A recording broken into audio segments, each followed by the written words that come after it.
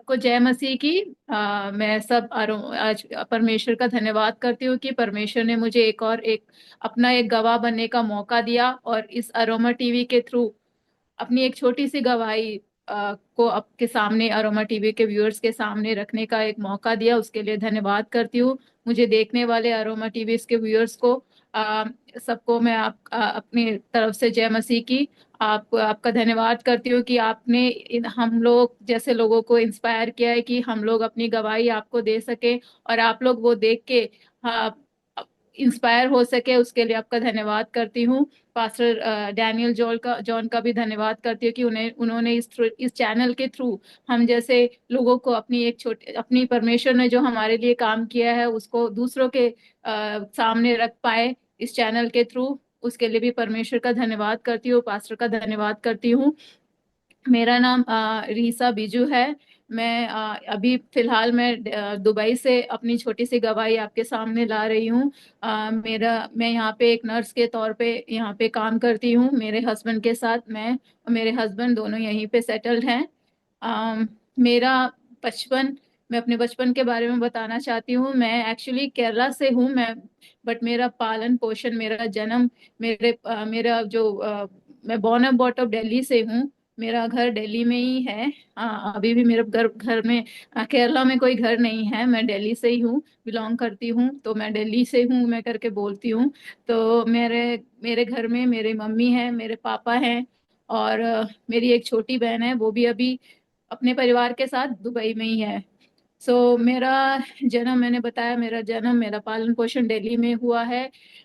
दिल्ली से मेरा जो रिश्ता है बहुत ही गहरा है। मैंने वहां से ही अपना जो परमेश्वर के साथ जो मेरा जो मिलाप हुआ है वो दिल्ली में मेरे बचपन से हुआ है। वही मैं आप सबके सामने शेयर करना चाहती हूँ। मेरा जीवन हम चार लोगों के अंदर था। जहाँ पे मेरे पिता थे, मेरे पापा थे, वो एक शराबी के हिसाब से थे, इसलिए मेरा बचपन इतना अच्छा नहीं था जैसे लोगों का बचपन होता है। वैसा मेरा एक बचपन नहीं था। मैं इतनी खुश नहीं थी अपने बचपन में। जो जो सब लोग बोलते हैं कि सबको अपने बचपन में वापस जाना चाहते हैं, बट मैं हमेशा बोलती हूँ कि मैं नहीं जाना चाहती क्योंकि मेरा बचपन इतना ट्रॉमेटाइज था। तो मैं कभी भी अपने बचपन के बारे में सोचती हूँ तो मुझे बहुत बुरा लगता है। मुझे ऐसा लगता है कि नहीं, मुझे वो जीवन दोबारा नहीं चाहिए करके। मेरी मम्मी एक क्रिश्चियन है, मम्मी एक कैथोलिक थी और मेरे पापा एक हिंदू बैकग्राउंड से थे, तो उनकी एक इंटरकास्ट मैरिज थी। उसकी वजह से हमारा जो रिलीजन था वो भी थोड़ा कंफ्यूजन में था।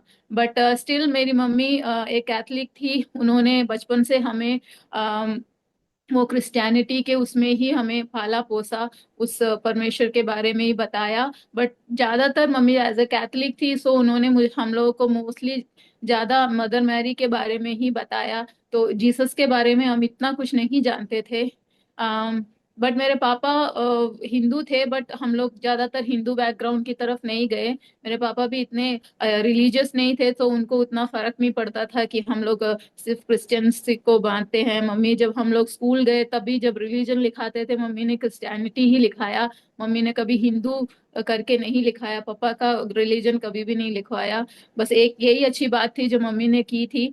और क्योंकि मम्मी भी इतनी रिलीजियस नहीं थी, बट फिर भी उन्होंने अपना रिलीजन नहीं छोड़ा, वो क्रिश्चियनिटी में ही रही। तो हम लोग ऐसे ही हमारा जीवन चल रहा था। पापा बहुत शराब पीते थे, बहुत ही कभी काम पे नहीं जाते थे। बहुत ही जो लाइफ थी हमारी बहुत मुश्किल से चलती थी क्योंकि मम्मी सिर्फ अकेली कमाने वाली थी। मेरे पापा काम पे बिल्कुल नहीं जाते थे, रोज शराब पीना ये सब होता रहता था। हम दोनों थे, हम दोनों की पढ़ाई थी, और दिल्ली में जैसे आप जानते ही होंगे, दिल्ली में रहना मुश्किल होता है। हम लोग रेंट पे ही रहते थे। उनका सबका जो खर्चा पानी सब होता है बहुत मुश्किल होता था। बट स्टिल मेरी मम्मी ने बहुत मेहनत करके हम लोगों को यहाँ तक लेके आई। लाइफ बहुत ही ऐसे चल रही थी। मम्मी हम लोग को लेके जाती थी कैथलिक चर्च में, जो बहुत ही दूर होता था। हम लोग शायद महीने 2 महीने में एक बार चर्च जाते थे। जाके जस्ट वहाँ जाके एक कैंडल, मदर मैरी के वहाँ कैंडल जला के आ जाते थे। बस इतना ही मुझे जो रिलीजन है, बस मम्मी ने बोला कि ये करना है, ये बस वही इतना ही हम जानते थे। मम्मी ने बोला इस मदर मैरी के आगे कैंडल जलाना है, प्रेयर करना है, बस हम लोग इतना जानते थे, वो हम लोग करके आ गए। बट लाइफ जब आगे चलती गई, स्ट्रगल आते गए, रोना धोना, मैं तो छोटे से उम्र में ही मैं सब ये सब देख के ही मैं ऑलरेडी मैच्योर हो गई। मैं घर घर में जानने लगी कि क्या क्या होता है करके। मेरी बहन बहुत छोटी थी, मेरी सिस्टर में और मुझ में शायद 6 इयर्स का डिफरेंस है, तो वो बहुत छोटी थी। ऐसे लाइफ आगे जा रही थी। हमारे साथ में चर्च में, हमारे जो हमारे घर के पास में एक full gospel church of God है, बेंदिकोस का चर्च है। वहाँ के पास्टर अंकल, पास्टर सैम कुटी पास्टर अंकल है। वो लोग हमें जानते थे, मेरी मम्मी को जानते थे, तो वो बीच बीच में आके मेरी मम्मी को बोलते थे कि चर्च आओ, ये करो, प्रेयर करेंगे, ये चर्च आओ करके वो हमेशा आके बुलाते थे। ये जो तुम्हारा स्ट्रगल है ये सब दूर हो जाएगा करके। बट स्टिल मेरी मम्मी, जो कैथलिक्स होते हैं वो थोड़ा थोड़ा बेंदिकोस लोगों से चिढ़ते हैं, इतना पसंद नहीं करते हैं। तो मम्मी बोलती थी हाँ आऊंगी करके, बट मम्मी नहीं जाती थी कभी भी। तो मुझे भी इतना, मैं तो छोटी थी, मुझे इतना आइडिया नहीं था इस चीज के बारे में। बट एक दिन ऐसा हुआ कि जब मैं एक बार मैंने मूवी, कुछ डरावनी मूवी कुछ देख ली थी, तो मेरे को बिल्कुल नींद नहीं आ रही थी, मैं बहुत डर गई थी। तो तब मेरी मम्मी ने उस टाइम मुझे मम्मी ने बताया कि जीसस से प्रेयर करो करके। तब मैं समझी कि जीसस भी है करके कोई। तो फिर मम्मी ने मुझे बोला कि जीसस से प्रेयर करो बेटा, और जाके सो जाओ करके। उस दिन मम्मी ने मेरे को आंख बंद करके वो जीसस का प्रेयर करवाया। करवा के फिर जब मैंने रात को सोई, सबसे अच्छी नींद मुझे उस रात को आई। तब मेरे मन में, मैं शायद छोटी थी, शायद छः छः या 5 या 6 साल, 7 साल की होंगी मैं। उसी टाइम मेरे को जब नींद आई, जब मैं अगले दिन उठी, तब मुझे ऐसा लगा कि हाँ कोई तो है। क्योंकि मैंने इतने साल, मम्मी ने बोला मुझे मदर मैरी के आगे कैंडल जलाओ, ये करो, वो हम लोग बस मम्मी जैसे बोलती थी वैसे करते थे। बट वो क्या है, उसकी शक्ति क्या है, वो कभी भी मैंने रियलाइज नहीं की। बट जब मैंने उस दिन प्रेयर किया, मम्मी ने मुझे प्रेयर करवाया, शायद एक दो वर्ड्स ही कराए होंगे। जब मैंने प्रेयर करा और जैसे मैं वो उस चैन की नींद के साथ उस दिन मैं रात सुबह उठी, तब मेरे मन में इतनी अंदर से इतनी खुशी हो रही थी कि यार कुछ तो है, किसी ने तो मेरा आवाज सुना। तब से मैं लेके आज तक, इस मोमेंट तक, मैं उस आवाज को अपने साथ लेके चलती हूँ। मेरे जितनी भी मुसीबतें, उस दिन से मैंने बोला मेरे डैडी इतने अच्छे से घर नहीं संभालते हैं, उनका उनका लाइफ तो बहुत ही मिजरेबल था। वो उन्होंने हमारा लाइफ भी ऐसे ही करके रखा हुआ था कि हम लोग बहुत ही ज्यादा स्ट्रगल करते थे। घर का सामान बेच देना, लड़ाई करना, ये सब होता रहता था। अ, शराब पीने की वजह से, एज ए पर्सन वो बहुत ही अच्छे इंसान थे, बट शराब उनको ऐसा बना देती थी। तो मैं तब से लेके, जब से मैंने वो आवाज सुनी, तब से मैं बस यही बोलती थी कि आज से मेरा पिता सिर्फ वो ही है। उसके अलावा मेरा जो दुनिया में जो एक मेरा पिता है, मैं तो उनको बिल्कुल भी नहीं मानती थी। मुझे, क्योंकि मैं वो सब स्ट्रगल, वो जो जो एक बच्चों को चाहिए होता है, मैं अपनी फ्रेंड्स के घर जाती थी तो मुझे ऐसा लगता, उनके पेरेंट्स को देखती थी, उसके फादर्स को देखती थी, वो अपने बच्चों के साथ कैसे मिंगल होते हैं, कैसे खेलते हैं कूदते हैं। तो वो देख के मुझे बहुत दुख होता था कि मेरे फादर ऐसे क्यों नहीं है, मेरे फादर हमेशा मुझसे हमसे क्यों ऐसे, मतलब हमसे कुछ कुछ वो नहीं करते थे, बट फिर भी घर में एक संतोष नहीं था, एक खुशी नहीं थी। हमेशा एक डर लगा रहता था, शाम होते ही डर लगा रहता था कि डैडी किस रूप में घर आएंगे करके, एक डर मेरे अंदर बहुत रहता था। मेरी बहन तो बहुत छोटी थी, उसको इतना आइडिया नहीं था करके। और मेरे डैडी का और मेरे में थोड़ा बहुत ही वो डिफरेंस था, क्योंकि वो हमेशा मुझसे थोड़े दूर दूर रहते थे। बट मेरी छोटी बहन से बहुत ज्यादा मिंगल रहते थे, मेरी छोटी बहन को बहुत प्यार दिखाते थे, बट मुझसे बहुत दूर दूर रहते थे, मुझसे कोई भी ऐसा कुछ प्यार या कुछ कुछ भी दिखाते नहीं थे। कभी कभी लोग बोलते हैं कि कोई आदमी लोग कुछ कुछ होते हैं जो प्यार दिखाना नहीं आता है किसी को, बट मन में होता है। बट मैं सोचती थी जो वो प्यार मेरी बहन को दिखाते हैं, जो मेरी बहन को प्यार करते हैं, उसका 1% भी वो मुझसे नहीं करते हैं करके। तो वो जो मन में जो मेरा ठेस पहुंचा था, वो मेरे हमें अभी भी मेरे मन में है। मैं नहीं बोलूंगी, क्योंकि पिता का जो प्यार होता है वो अलग ही होता है। फिर ऐसे ही लाइफ जा रही थी हमारी, बहुत मुसीबतें, लड़ाई झगड़ा सब कुछ होता रहता था। फिर पास्टर आते थे, मम्मी को बुलाते थे, मम्मी नहीं जाती थी। फिर एक दिन क्या हुआ पता नहीं, मेरी मम्मी को वो लगा कि चलो, हम एक कन्वेंशन हुआ था शायद, उस कन्वेंशन में पास्टर अंकल मम्मी को लेके गए थे। तब मेरी मम्मी को उस दिन से मेरी मम्मी हम प्रेयर में जाने लगे। उस दिन से मैं और मेरी बहन प्रेयर में जाने लगे, संडे स्कूल थोड़ा सा पढ़ने लगे। तब मुझे ऐसा फील हुआ कि उस टाइम तक हम लोग कोई भी नहीं था, लाइक मैं, मेरी मम्मी, मेरी बहन, बस ये थी हमारी लाइफ। बट जब से हम चर्च आने लग गए थे तो लोग हमसे मिलने लग गए, हमारे बारे में पूछने लग गए। मतलब हमारे बारे में वो लोग सोचने लग गए, हमसे बात करते थे। तब मुझे ऐसा लगता था कि हाँ, कोई एक एक परिवार सा हमें मिल गया करके। ऐसे लाइफ आगे बढ़ती गई, कर गए। फिर उस टाइम मेरी मम्मी ने बपतिस्मा लिया। मेरी मम्मी बपतिस्मा लेने के बाद तब से फिर हर एक प्रेयर में मेरी मम्मी के साथ मैं होती थी प्रेयर में जाने के लिए। बस क्योंकि मुझे मुझे एक एक जो अंदर की जो संतुष्टि मिल गई थी कि हाँ, अब मेरे मेरे को कुछ डरने की जरूरत नहीं है, क्योंकि मेरा परमेश्वर मेरे साथ है। हर एक छोटी चीज मैं अपने परमेश्वर को बोलती थी। मेरे स्कूल की बात हो, मैंने कभी अपने पिता से नहीं बोली कि डैडी मुझे ये चाहिए, मुझे वो चाहिए, मेरे स्कूल के लिए ये चाहिए। मैंने आज तक कभी भी नहीं मैंने बोला। मैंने सिर्फ अपने आत्मिक पिता को ही बोला। मेरी मम्मी को बोला होगा या मेरी आत्मिक पिता को बोला, परमेश्वर मुझे चाहिए ये। तो वो परमेश्वर मेरे लिए करता था। मैं परमेश्वर से वैसे बात करने लग गई। मेरा आधा बोझ जो मेरे मन में होता था, मैं परमेश्वर को बोलती थी। प्रेयर में मैं मम्मी के साथ जाती थी। आते टाइम पूरे प्रेयर में बस यही प्रेयर करती थी, परमेश्वर मैं घर जा रही हूँ, मेरे को मेरा डैडी बिना पिए मिलना चाहिए, आराम से लेटे हुए, बिना शराब पिए कुछ करके वहां पे आराम से लेटे हो करके। और ऐसा होता भी था कि मैं हम लोग आते थे, प्रेयर से आते थे, देखते थे तो पर मेरे डैडी बिना शराब पिए वहां लेटे होते थे। तो तब बहुत मन में खुशी होती थी कि चलो आज का दिन तो अच्छे से, आज की रात तो अच्छे से जाएगी, कुछ प्रॉब्लम नहीं होगी। जिस दिन नहीं पीते थे उस दिन मेरे डैडी बहुत अच्छे थे, बहुत अच्छे हैं, मतलब वो दिल के बहुत अच्छे हैं। किसी को हेल्प करना हो, ये करना हो, बहुत बहुत अच्छे से करते हैं। बट वो जो शराब है वो उनको अलग ही एक रूप में ले आती थी। बट ऐसा नहीं है कि वो हमें मारते पीटते थे, बट फिर भी एक इंसान जब शराब पीने लग जाता है तो घर में एक एक जो संतुष्टि, जो खुशी होती है वो नहीं मिलती है। उसके बाद फिर ऐसे ही लाइफ चलती गई। मैंने अपना 12th पास किया। मैंने भी बपतिस्मा लिया। बपतिस्मा लेने के बाद मैं नर्सिंग पढ़ने चली गई। मेरी मम्मी ने, डैडी ने नर्सिंग के लिए मुझे भेजा।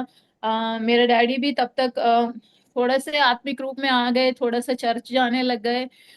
उन्होंने भी मेरे सेकेंड ईयर में आई थिंक मैंने तब मेरे डैडी ने बपतिस्मा लिया। वो पूरे एक हिंदू बैकग्राउंड से हैं, उनके घर में और कोई भी नहीं है जो कन्वर्ट हुआ हो या कुछ उन्होंने किन्होंने हुआ हो। मेरे डैडी ने बपतिस्मा लिया। हम लोगों को एंकरेज किया। मेरे डैडी हिंदू जरूर है बट हम लोग को एंकरेज किया कि हम लोग चर्च जाएं, हम लोग संडे स्कूल जाएं। संडे मॉर्निंग आके सबसे पहले मेरे डैडी हमें बुलाते थे कि चलो उठो उठो जाके संडे स्कूल जाओ करके।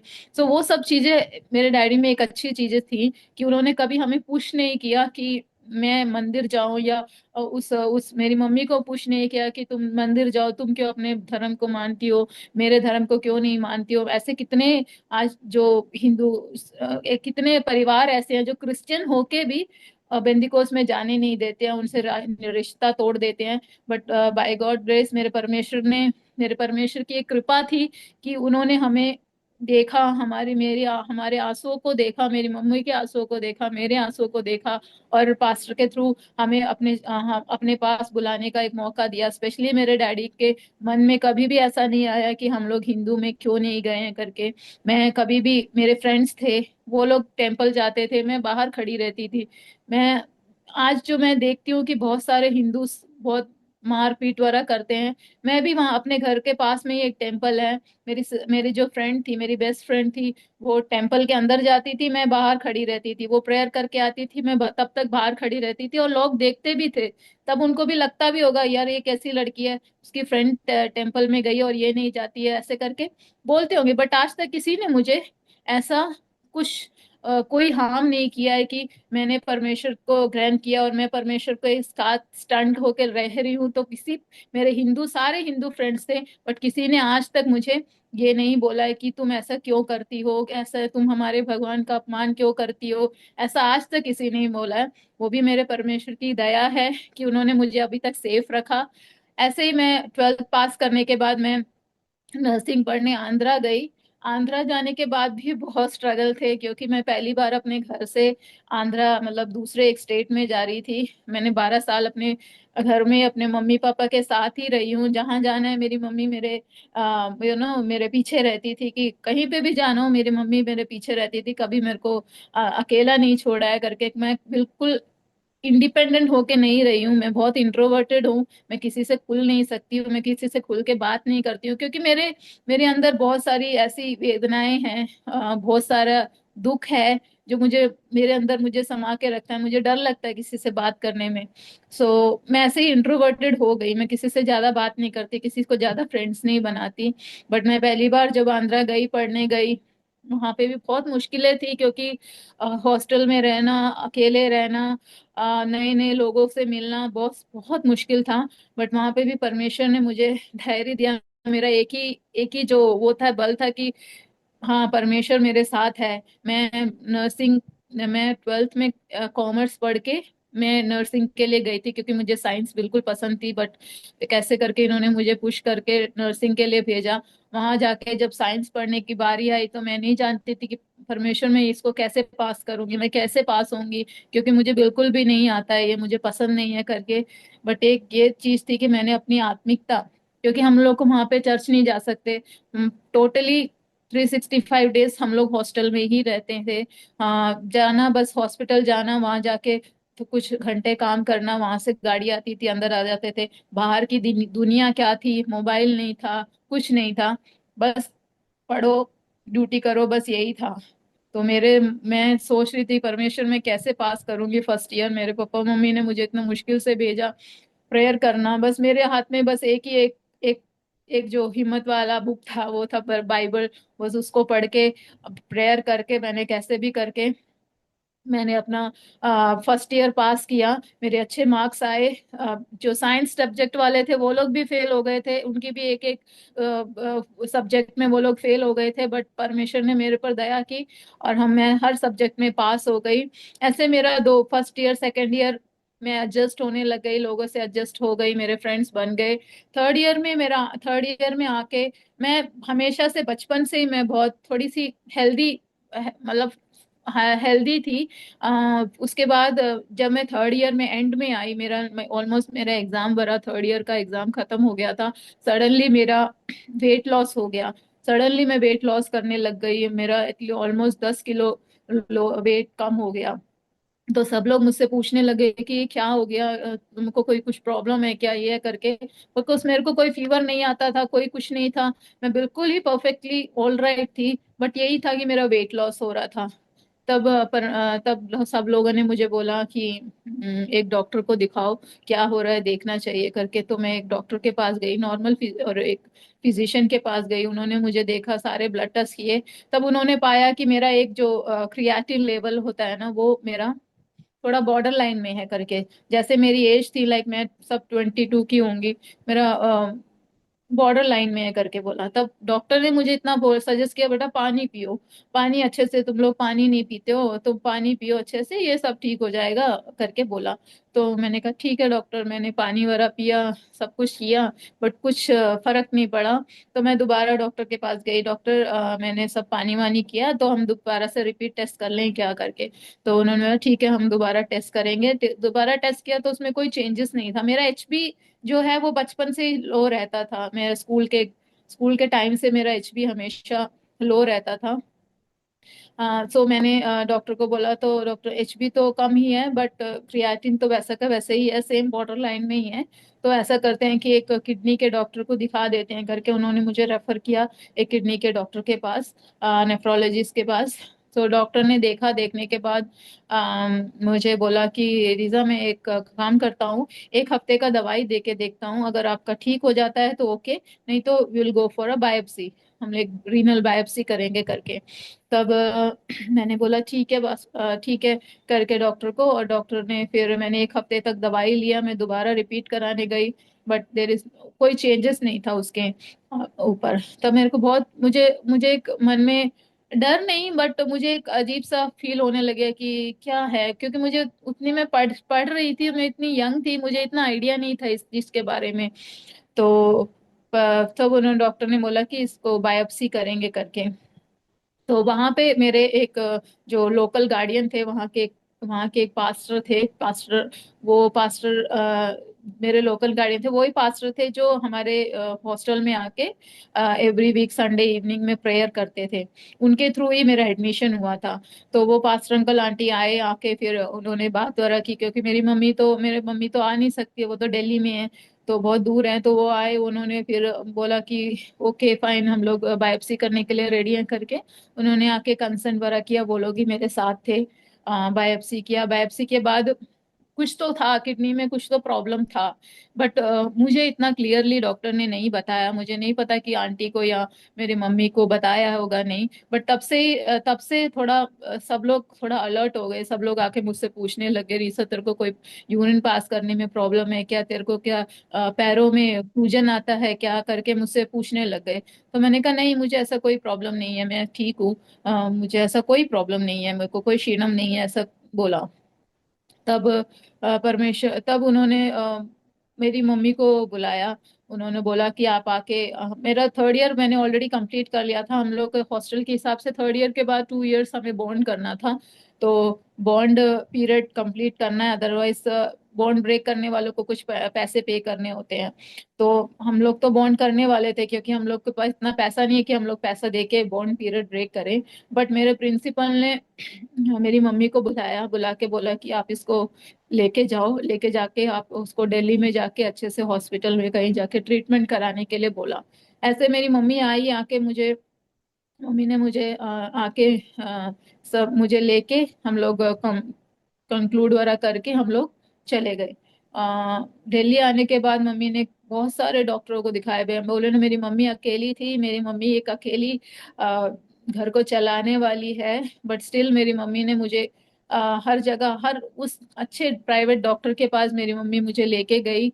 बहुत सारे टेस्ट, मैं नहीं जानती कितने टेस्ट किए होंगे, बहुत सारे टेस्ट किए, टेस्ट करके करके कहाँ कहाँ हम लोग जाके टेस्ट करते थे। माँ सिर्फ मैं और मेरी मम्मी थी, और कोई नहीं था, कोई जाने वाला नहीं है। मेरे पापा, मैंने नहीं देखा मेरे डैडी कभी मेरे साथ आए हो। मम्मी, हम लोग जाके टेस्ट किया। लास्ट में फाइनली टेस्ट के बाद हम लोग फाइनली एक डॉक्टर के पास आए, नेफ्रोलॉजिस्ट दिल्ली में ही थे, वो थोड़े ओल्ड थे। उन्होंने आके फिर मुझे बताया, उन्होंने भी मुझे ये नहीं बताया कि, मुझे बोला किडनी में थोड़ा प्रॉब्लम है, बस इतना ही मुझे बताया। फिर मुझे बोला कि बेटा तुम्हें कोई और कोई दिक्कत है, मेरे को, मैंने बोला, मुझे कोई प्रॉब्लम नहीं है। तो उन्होंने बोला ठीक है, ब्लड रिपोर्ट के हिसाब से थोड़ा सा किडनी में प्रॉब्लम है, बट मैं इसके लिए कोई मेडिसिन आप लोग आपको नहीं दूंगा। आप ऐसा करना, आप जो काम करते हो, आप अपनी नर्सिंग कंप्लीट हो गया, आप अपना जॉब करिए, अपना लाइफ एंजॉय करिए, इसमें कोई प्रॉब्लम नहीं है, इसके बारे में कुछ सोचना नहीं है। बट यही है कि आप बीच बीच में एक 3 या 4 महीने के बीच में जाके ब्लड टेस्ट करना, करके उन्होंने बोला। ठीक है, ओके करके फिर मैंने वापस आ गई, थोड़े महीने अपने घर में ही रही, प्रेयर किया, मेरे चर्च वालों ने बहुत मेरे लिए प्रेयर किया। मैं वो प्रेयर को मैं अभी भी वो फील करती हूँ कि वो प्रेयर मेरे लिए कितना इम्पोर्टेंट था। मेरे जो पास्टर अंकल थे, जो जो मुझे बचपन से लेके अभी तक कैरी करके लाए हैं, पास्टर सामकुटी, अगर वो लोग, वो नहीं होते, वो अंकल आंटी नहीं होते, तो शायद मैं आ, इतनी जो मेरा लाइफ का जो वो जो फर्स्ट 22 ईयर्स में जो एक लड़की को बोलते हैं कि तुमको किडनी का प्रॉब्लम है, मेरा लाइफ स्टार्ट ही हुआ था। अगर उन लोगों का सपोर्ट, उन लोगों का प्रेयर नहीं होता, तो शायद मैं कुछ नहीं कर पाती। उन्होंने शायद मुझे क्लियरली नहीं बताया, बट हाँ, मुझे इतना जरूर पता था कि कुछ तो है, जो मेरे लिए सब लोग इतना टेंशन ले रहे हैं, इतना मेरे लिए प्रेयर कर रहे हैं, आंसू बहा रहे हैं, तो कुछ तो है करके। ऐसे ही फिर मैंने बोला मम्मी, मुझे मैं घर में बैठ के परेशान हो गई हूँ, मेरे को काम पे जाना है, मेरा सर्टिफिकेट्स नहीं आया था, तो मैं दिल्ली में ज्वाइन नहीं कर सकती थी। तो मैंने बोला मम्मी, मैं वापस जाऊंगी और काम करूंगी करके। सो मैंने, मम्मी ने दोबारा प्रिंसिपल को फोन किया, तो प्रिंसिपल बोला कि ठीक है, आप भेज दो करके। ऐसे मैं दोबारा आंध्रा गई, अपना बॉन्ड पीरियड कंप्लीट किया। कंप्लीट करने के बाद मुझे कोई प्रॉब्लम नहीं थी, कोई तकलीफ नहीं थी, परमेश्वर ने मुझे बहुत अच्छे से संभाला। मैंने 2 साल आराम से काम किया, मुझे ऐसा कोई तकलीफ नहीं हुई कि मुझे यूरिन नहीं आ रहा, मेरा पैर, कुछ भी नहीं था। परमेश्वर, सिर्फ परमेश्वर से प्रेयर करके और उपवास के साथ, बस मैंने इतना ही किया और कुछ नहीं किया, मैंने कोई दवाई नहीं ली। मैं 2 साल अपना बॉन्ड कंप्लीट करने के बाद मैं मेरा बॉन्ड कंप्लीट हुआ उसी टाइम मेरा शादी पक्की हो गई। 2010 में मैंने बॉन्ड कंप्लीट किया, दिसंबर में मेरा बॉन्ड कंप्लीट हुआ, और 2010 में जनवरी में मेरी शादी हो गई। मैं आते साथ ही विद इन 1 वीक मेरी शादी हो गई। मैं नहीं जानती कि मेरे हस्बैंड को इतना कुछ पता था इसके बारे में, बट मैंने जरूर बताया था कि मेरे साथ ऐसा ऐसा हुआ है, मेरे मेरे को किडनी में थोड़ा प्रॉब्लम है, बट आई एम ओके, और मेरे को कोई अब ऐसी कोई तकलीफ नहीं है करके। तो ऐसे मेरी शादी हो गई। शादी मेरे हस्बैंड हस्बैंड उस टाइम कुवैत में थे, और मैं दिल्ली में मैंने आके ज्वाइन किया। ज्वाइन करने के बाद विद इन आई थिंक मैंने 6 महीने के बाद मैं यमन चले गई। मेरे हस्बैंड कुवैत में ही काम करते थे, मैं यमन चले गई। वो भी मेरा एक आई डोंट नो, मुझे वो एक अच्छा क्या बोलते हैं, एक अच्छा डिसीजन था कि नहीं मैं नहीं जानती, पर मैं चले गई। मेरे को बस कहीं ना कहीं मेरे फ्रेंड्स सारे लोग जा रहे थे, तो मुझे भी कहीं बाहर जाना है करके उस उसके मेरा जो डिसीजन होता है वो उसके सब लोगों ने मुझे मना किया था, मेरे हस्बैंड ने मुझे मना किया कि नहीं जाना, यमन अच्छा नहीं है ये है, बट मेरे फ्रेंड्स सब चले गए तो मैं भी चले गई। वहां जाके फिर मेरी 1 साल तक कोई प्रॉब्लम नहीं था, बट जब सेकेंड ईयर स्टार्ट हुआ तब से वहां पे प्रश्न मतलब सारे प्रॉब्लम स्टार्ट हो गए। युद्ध स्टार्ट हो गया। अब मुझे नहीं पता कि क्या क्या हो रहा था वहां पे। विद इन 1 वीक 1 ईयर में जो भी मेरे साथ आए थे सब लोगों ने रिजाइन करके सब लोग वापस आ गए। तब भी मैं वहीं पे ही रही। मेरे को नहीं पता कि मैं क्यों वहां पे रही, बट मेरे को इतना पता था कि मुझे कुछ नहीं होगा, मेरा परमेश्वर वहां पे है। मैंने वहां पे 2 साल काम किया, मुझे कोई प्रॉब्लम्स नहीं हुई। युद्ध हुआ, हम लोग वहां पे थे। अब मेरे वहां पे जाके मुझे एक अच्छा सा चर्च, मैं जहां भी गई हूँ परमेश्वर ने मुझे एक अच्छा सा चर्च दिया है। वहां गई, वहां पे मुझे एक चर्च दिया। उन लोगों का सपोर्ट, हर संडे वहां पे जाना, चर्च में प्रेयर करना, उनके साथ रहना, उनके साथ खाना पीना, वो बहुत मेरे लिए आत्मिक जीवन के लिए बहुत ही अच्छा था। वो पास्टर आंटी बहुत सपोर्टिव थे। उन्होंने हर मोड़ पे मेरा साथ दिया। जब से 1 साल से जब युद्ध स्टार्ट हुआ तब हम लोग को सैलरी मिलना बंद हो गया। हम लोग घर में कॉल नहीं कर सकते थे क्योंकि पैसा नहीं था, क्योंकि हम लोग को इंटरनेट बाहर होता था, बाहर जाके कॉल करना पड़ता था। सब लोग अभी भी मैं मेरे को याद है कि मैं और मेरी एक कोलीग है, हम लोग आईसीयू में काम कर रहे थे। उसके पास भी पैसा नहीं है, मेरे पास भी पैसा नहीं है करके, तो हम लोग ऐसे ही बात कर रहे थे कि क्या करें, घर में भी कॉल नहीं कर सकते, खाने के लिए भी पैसा नहीं है, बहुत मुसीबत है करके हम लोग ऐसे ही बात कर रहे थे। तभी मुझे कॉल आया पास्टर आंटी का। आंटी बोलती, अब वो आंटी भी वहीं पे काम करती है, उनको भी सैलरी नहीं मिलती है। तो वो आंटी ने बोला बोला मैं बाहर खड़ी हूँ, तुम आ जाओ करके।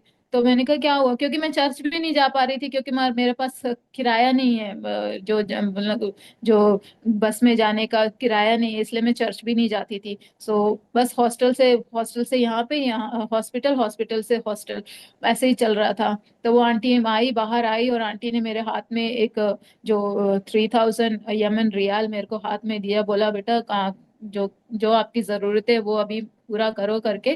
तो वो मैंने वो जब हाथ में वो 3000 दरम देखे, मेरे मन में इतनी खुशी हुई।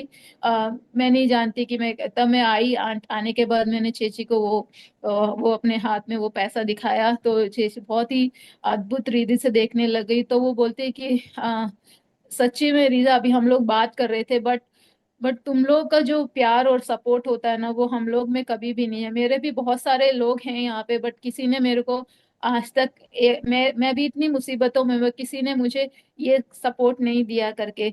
तो वो बहुत ही अद्भुत हुई कि मैंने कहा चेची, ये मैं आंटी के सिर्फ चर्च के थ्रू जानती हूँ और कुछ नहीं, और आंटी भी यही काम करती है, और उनको भी सैलरी नहीं मिलती है, बट स्टिल उनके पास जो था उसमें से उन्होंने मुझे शेयर करके दिया करके, तो मैंने भी उसमें से शेयर करके वो चेची को दिया। तो तो वो जो मैं ये बोलती हूँ कि जो चर्च का जो हमारे जो आत्मिक भाई बंधु भाई बहनें जो होता है ना, उनसे जो रिश्ता है ना, वो रिश्ता हमें कहीं पे नहीं मिलता। वो रिश्ता हमेशा हमेशा हमारे मन में हमारे साथ रहता है। तो ऐसे ही 2 साल मेरे बीते। 2 साल मैंने कैसे भी करके यमन में काटे। इतनी मुसीबतें आई, मैं बोल रही हूँ, चर्च इतना युद्ध हो रहा था। एक बार तो हम लोग बाहर गए तो वहां पे ऐसा शूटिंग, जो गन शूट होता है वैसा हो रहा। मेरा ड्यूटी था, मेरा चर्च का प्रेयर खत्म होने के बाद सडनली ये गन फायरिंग स्टार्ट हुआ। मेरा नाइट ड्यूटी था, मैं ऑलरेडी चर्च में थी तब। वहाँ के एक जो चेतन थे उन्होंने बोला कि मैं तुमको वहाँ छोड़ के आऊंगा हॉस्पिटल में, क्योंकि बहुत शूटिंग हो रहा है बाहर, गन शूट हो रहा है, बॉम्ब फट रहे हैं, पता नहीं क्या क्या हो रहा है करके। क्योंकि मैं बिना ड्यूटी जाए बिना भी नहीं रह सकती थी, क्योंकि मैं बाहर थी। तो लोग पूछेंगे, कंप्लेंट आ जाएगा कि मैं हॉस्टल के बाहर क्यों गई करके। सो चेटन ने बोला मैं आके आपको छोड़ूंगा करके, हम लोग जाने लगे। वहां से एटलीस्ट एक 15 मिनट्स चल के हमें मेरे हॉस्पिटल तक जाना है। तो हम लोग गए। प्रेयर प्रेयर खत्म होते ही हम लोग प्रेयर करके, पास्टर अंकल ने प्रेयर किया तो जाओ करके हम लोग बस चले गए। पूरे रास्ते हम लोग बस यही प्रेयर करते गए, परमेश्वर हमें बचा लेना, कुछ होए ना कुछ, कोई हमें पकड़ ना ले करके हम लोग चलते गए। बट मैं देख सकती थी ऊपर जैसे फायरवर्क्स होता है, वैसे ही गन शूट का फायरवर्क टाइप वहां पे आसमान में हो रहा था। बट उस टाइम हम लोग जब चल रहे थे हमें इतना इतना भय फील नहीं हुआ, हम बस चलते गए चलते गए। जाने के बाद जब मैं हॉस्पिटल में पहुंची, हॉस्पिटल में पहुंचने के बाद जब मैंने इमरजेंसी का जो कॉरिडोर है वो देखा, तब मैंने देखा कि कितने लोग वहां पे गन शूट की वजह से नीचे पड़े हैं, क्योंकि जगह नहीं है इमरजेंसी में लेटाने की। सब नीचे पड़े हैं गन शूट, किसी के सिर में, किसी के शोल्डर में, किसी के हाथों में, हर जगह गोलियां लगी हुई हैं। वो गोली किसी ने मारी नहीं है। जो जो जो ये लोग गनशूट ऊपर कर रहे हैं वो गोली आके उनके शरीर पे लग रही है, या किसी के सिर पे लग गई, किसी के शोल्डर पे लग गई करके। तो वो सब देख के मेरे मेरे मन में बहुत घबराहट होने लगी। चेतन भी बहुत ज्यादा, जो मेरे भाई थे वो भी बहुत डर डर गए कि ये क्या, इतना सब कुछ हुआ, हम लोग भी वहीं से आए हैं। बट ये कि परमेश्वर ने हमें कुछ भी नहीं होने दिया। जब मैं अपने वार्ड में गई तब वो वहां की दीदियां हमें देख के अचंभा करने लगी कि तुम लोग क्यों आए इस टाइम पे। तो बोले कि जी मेरा नाइट ड्यूटी है तो मैं क्या करती, मुझे आना है। तो वो मेरे साथ जो भाई आए थे उनको डांटने लगे कि आप किससे किससे पूछ के इस लड़की को इतनी इतनी जो स्थिति है बाहर की उसको देखते हुए, उसको चलाते हुए यहाँ पे लेके आए करके। तो उन्होंने बोला हम लोग आ गए क्योंकि हमारे साथ परमेश्वर था, हम लोग प्रेयर थे, प्रेयर खत्म करके हम लोग आए हैं। तो हम हमारा परमेश्वर हमारे साथ था, उनका कवच हमारे साथ था कि एक एक एक चींटी भी नहीं हमें काटी, हम लोग आराम से आए। तब उन्होंने बोला ठीक है तो अब तुम वापस मत जाओ, यहीं पे रहो करके बोला। तो वो भाई भी उसी दिन उस रात को वहीं पे रहे। ऐसे ही फिर मैंने 2 साल कंप्लीट करने के बाद मेरी शादी हो गई। मैं 2 साल यमन में कंप्लीट करके मेरा रेजिग्नेशन देके मैं दिल्ली आ गई। दिल्ली आने के बाद मैंने वहीं पे एक फोर्टिस करके, मैं अपने ही घर में थी, फोर्टिस मैंने ज्वाइन कर लिया। फोर्टिस ज्वाइन करने के बाद मैंने ज्वाइन करने के बाद मेरे हस्बैंड भी एक्चुअली आना चाहते थे। वो चाहते थे कि मैं कुवैत में जाऊं, बट मेरे हस्बैंड का जो वहाँ का जॉब था इतना अच्छा नहीं था। तो वो चाहते थे कि वो अपना एक जॉब चेंज करें, तो उन्होंने वहां से रेजिग्नेशन दे दिया। तो जब वो 3 मंथ्स के पीरियड में थे, उसके बाद मेरे हस्बैंड, मैं यमन से वापस आई, मेरे हस्बैंड आए, उसके बाद मेरे हस्बैंड वापस चले गए। मैं कंसीव हो गई। मैं ज्वाइन नहीं किया, मैं कंसीव हो गई। कंसीव होने के बाद मैं कहीं पे भी ज्वाइन नहीं कर सकती थी, तो मैं बिना काम के ही अपनी मम्मी के पापा के साथ रहती थी। उसके बाद मेरे हस्बैंड ने वहां पे जाके रेजिग्नेशन दे दिया ताकि वो कोई दूसरी अच्छी कंपनी में ज्वाइन कर सके। और वो 3 मंथ्स के नोटिस के जो लास्ट मंथ रह गया था, वहां पे जाते मेरे हस्बैंड को किडनी पेन स्टार्ट हो गया। बहुत किडनी पेन, मतलब वो दिन रात उल्टियां करने लग गए उनको। जब डॉक्टर ने वहां पे कुवैत में है कि सर्जरी का जो उन्होंने बोला कि सर्जरी करना पड़ेगा, बहुत बड़ा स्टोन है, सर्जरी करना पड़ेगा, बट उसका डेट भी उन्होंने 1 साल बाद दिया, क्योंकि वहाँ के सारे गवर्नमेंट हॉस्पिटल वैसे ही होते हैं। तो तब बट मेरे हस्बैंड को बिल्कुल भी सहन नहीं हो रहा था। 3-4 दिन हो गए हस्बैंड कंटिन्यूसली उल्टी करने लग गए, पेन की वजह से बहुत परेशान होने लग गए। वहाँ यहाँ पे दिल्ली में मैं प्रेग्नेंट थी, मैं ऑलमोस्ट 6 मंथ्स हो गई थी, बट मेरी तबीयत भी ठीक नहीं थी, क्योंकि मुझे भी हमेशा उल्टियाँ रहती थी, मेरे हाथ पैर सूज गए थे, मेरी बॉडी फ्लफी हो गई थी, मैं सूज गई थी। बट बट डॉक्टर्स को मैंने दिखाया तो उन्होंने बोला कि प्रेगनेंसी में ऐसा होता रहता है, कोई प्रॉब्लम नहीं है करके उन्होंने मुझे ऐसे ही भेजा। फिर मैंने हस्बैंड को बोला कोई बात नहीं, ऐसा करो आप वापस आ जाओ ताकि हम लोग यहाँ सर्जरी कर ले। ऐसे ही मेरे हस्बैंड ने कुवैत का पैकअप किया और वो जल्दी से जल्दी दिल्ली आ गए। दिल्ली आने के बाद, मेरे हस्बैंड के आने के बाद हम लोग फिर कितना जल्दी मेरे हस्बैंड का सर्जरी हो सके करके हम लोग अपॉइंटमेंट के लिए ढूंढते गए। मेरे हस्बैंड के जो ब्रदर हैं, बिग एल्डर ब्रदर हैं, वो अपने फैमिली के साथ दिल्ली में ही रहते हैं। तो वो उनको लेके जा रहे थे। एक दिन वो उनको अपॉइंटमेंट के लिए लेके गए और मैं घर घर पे ही थी। तब से मेरे को 2-3 दिन से बहुत ज्यादा हेडेक हो रहा था। तो उस दिन वो ऑलरेडी गए, मेरे हस्बैंड के अपॉइंटमेंट के लिए गए। और मैं जब वहां पे थी तो मेरे साथ मेरे हस्बैंड की जो ब्रदर की जो बेटी थी वो भी थी। तो मेरे को बहुत ज्यादा हेडेक हो रहा है, मेरी आंखें नहीं खुल रही हैं। मेरे को नहीं समझ आ रहा मैं क्या करूं। बहुत ज्यादा हेडेक हो रहा था मुझे। तब वो लोग वापस आए। वापस आने के बाद मैंने बोला कि मुझे बहुत ज्यादा हेडेक हो रहा है, मैं बिल्कुल कंट्रोल नहीं कर सकती, मुझे बहुत ज्यादा हेडेक हो रहा है करके, मुझे कोई दवाई चाहिए करके मैंने बोला। तब वो वहाँ की जो चेची है, जो मेरी ननंद है, उन्होंने देखा मुझे और बोला कि मैं आपका बीपी चेक करती हूँ करके। उन्होंने मेरा, वो भी वो जो उनके स्कूल की नर्स है वो भी, तो उनके पास बीपी अपार्टस था, तो उन्होंने मेरा बीपी चेक किया। बीपी चेक किया तो मेरा बीपी उन्होंने जब देखा तो वो 240 था मेरा बीपी। तो 240 तो बीपी किसी ने सुना नहीं होगा, बट मेरा बीपी था उतना। 240 ओवर 140 मेरा बीपी था। तो हम लोग सब डर गए, क्योंकि 240 बीपी इतना अच्छा नहीं होता, मेरे पेट में बच्चा है। अ, तो मैंने बोला कि चलो चलो, जल्दी जल्दी करके उन्होंने मुझे पास के एक गायनेकोलॉजिस्ट क्लिनिक में लेके गए।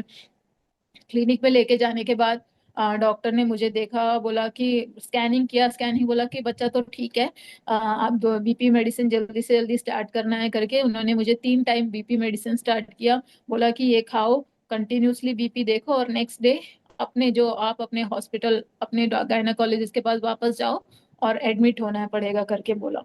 तो मैंने कहा ठीक है करके, मैं तब भी मैं ठीक थी, मेरे को हेडेक जरूर था, बट मैं चलती फिरती डॉक्टर के पास गई करके।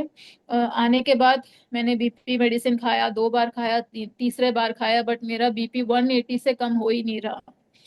हाँ, सर दर्द कम हो गया। तब हम दोनों, मैं और मेरे हस्बैंड थोड़ा डर गए, क्योंकि मेरे हस्बैंड के, एक तो मेरे हस्बैंड का जस्ट ये सर्जरी का डेट फिक्स हुआ था। तब से मेरे मेरे में ये प्रॉब्लम देख के हम लोग बहुत डर गए, हम दोनों अनएम्प्लॉयड, मतलब उनको भी काम नहीं है, मेरे को भी काम नहीं है करके।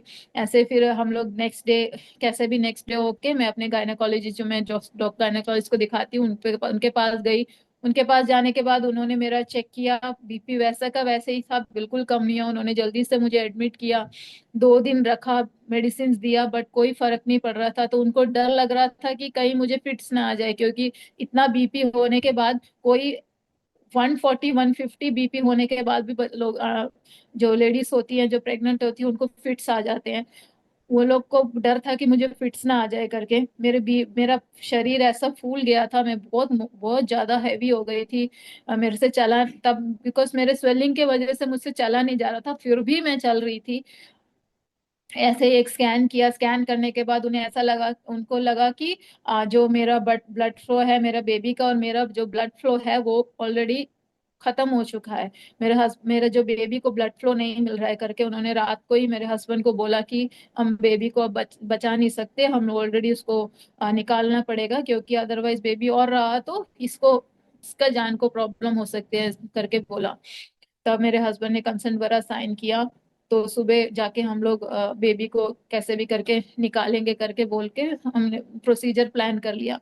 तब हमारे चर्च के जो मेरे अंकल हैं, जो मेरे चर्च के जो अंकल है, वो लोग बोला कि नहीं, हम लोग एक दूसरा ओपिनियन लेके हम लोग दूसरे हॉस्पिटल में जाएंगे करके, उन्होंने मुझे दूसरे हॉस्पिटल में लेके गए। वहां जाके मुझे स्कैन किया, सब कुछ किया। स्कैन करने के बाद वहां जाते जाते ही मेरा जो, उन्होंने स्कैन किया तो मेरा बेबी का मूवमेंट्स वाला है करके, वो सब मैं देख रही हूँ, सब सब कुछ है। उन्होंने बोला मूवमेंट्स है बेटा, आप जाके थोड़ी देर बाहर बैठो, एक इमरजेंसी केस आया करके उन्होंने जल्दी से उस इमरजेंसी केस को लिया और मुझे थोड़ी देर बाहर बैठने के लिए बोला।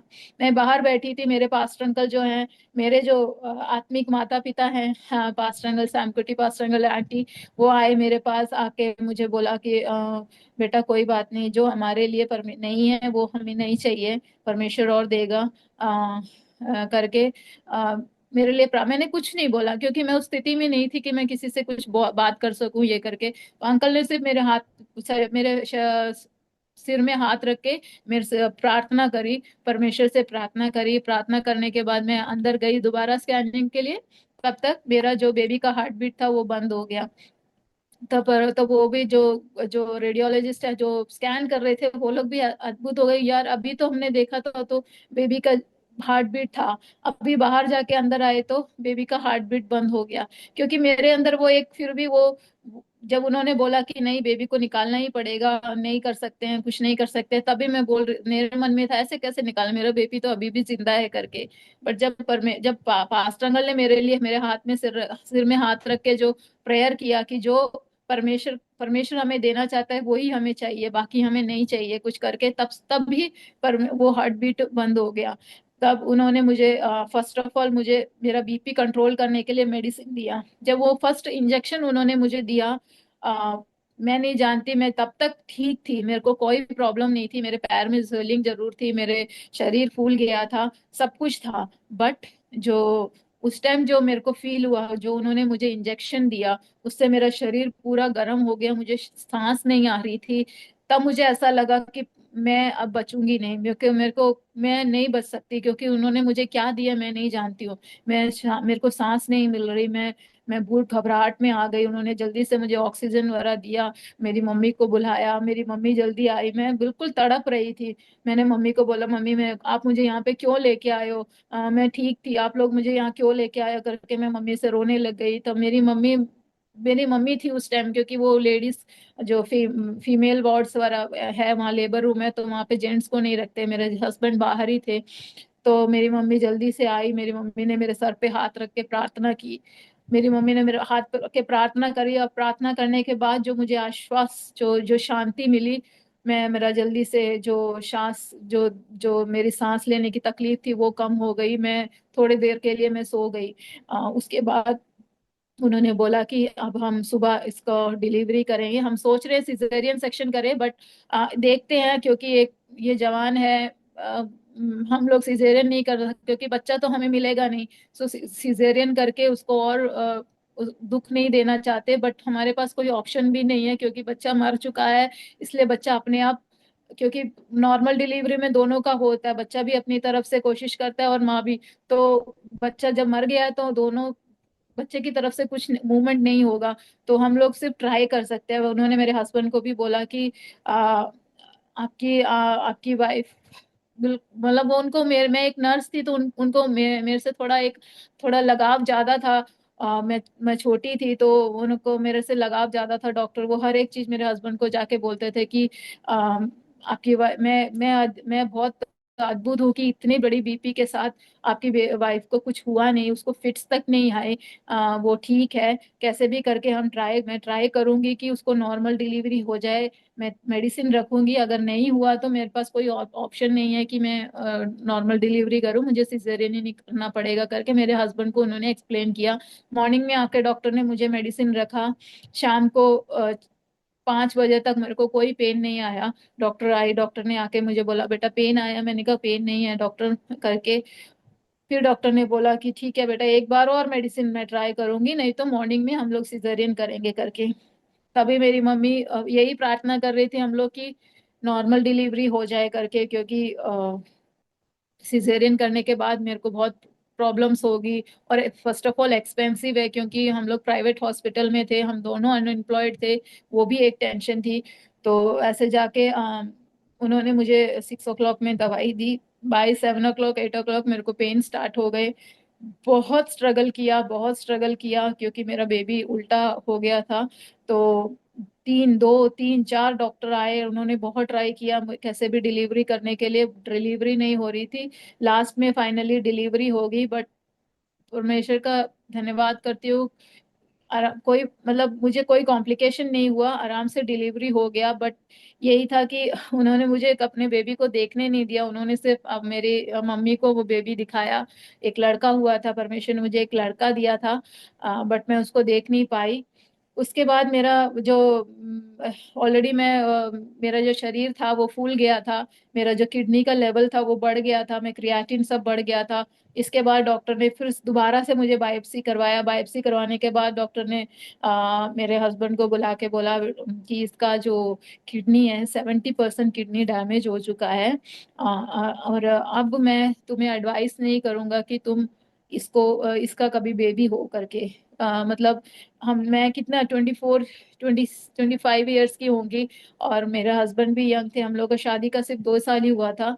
उस टाइम मेरे हस्बैंड को मेरे डॉक्टर ने बुला के बोला अभी ये ठीक ठाक चलती थी, कोई प्रॉब्लम नहीं होता, बट इसको कंसीव किया इस वजह से इसको इतना कॉम्प्लिकेशन हुआ, इसका बीपी बढ़ा, ये सब हुआ।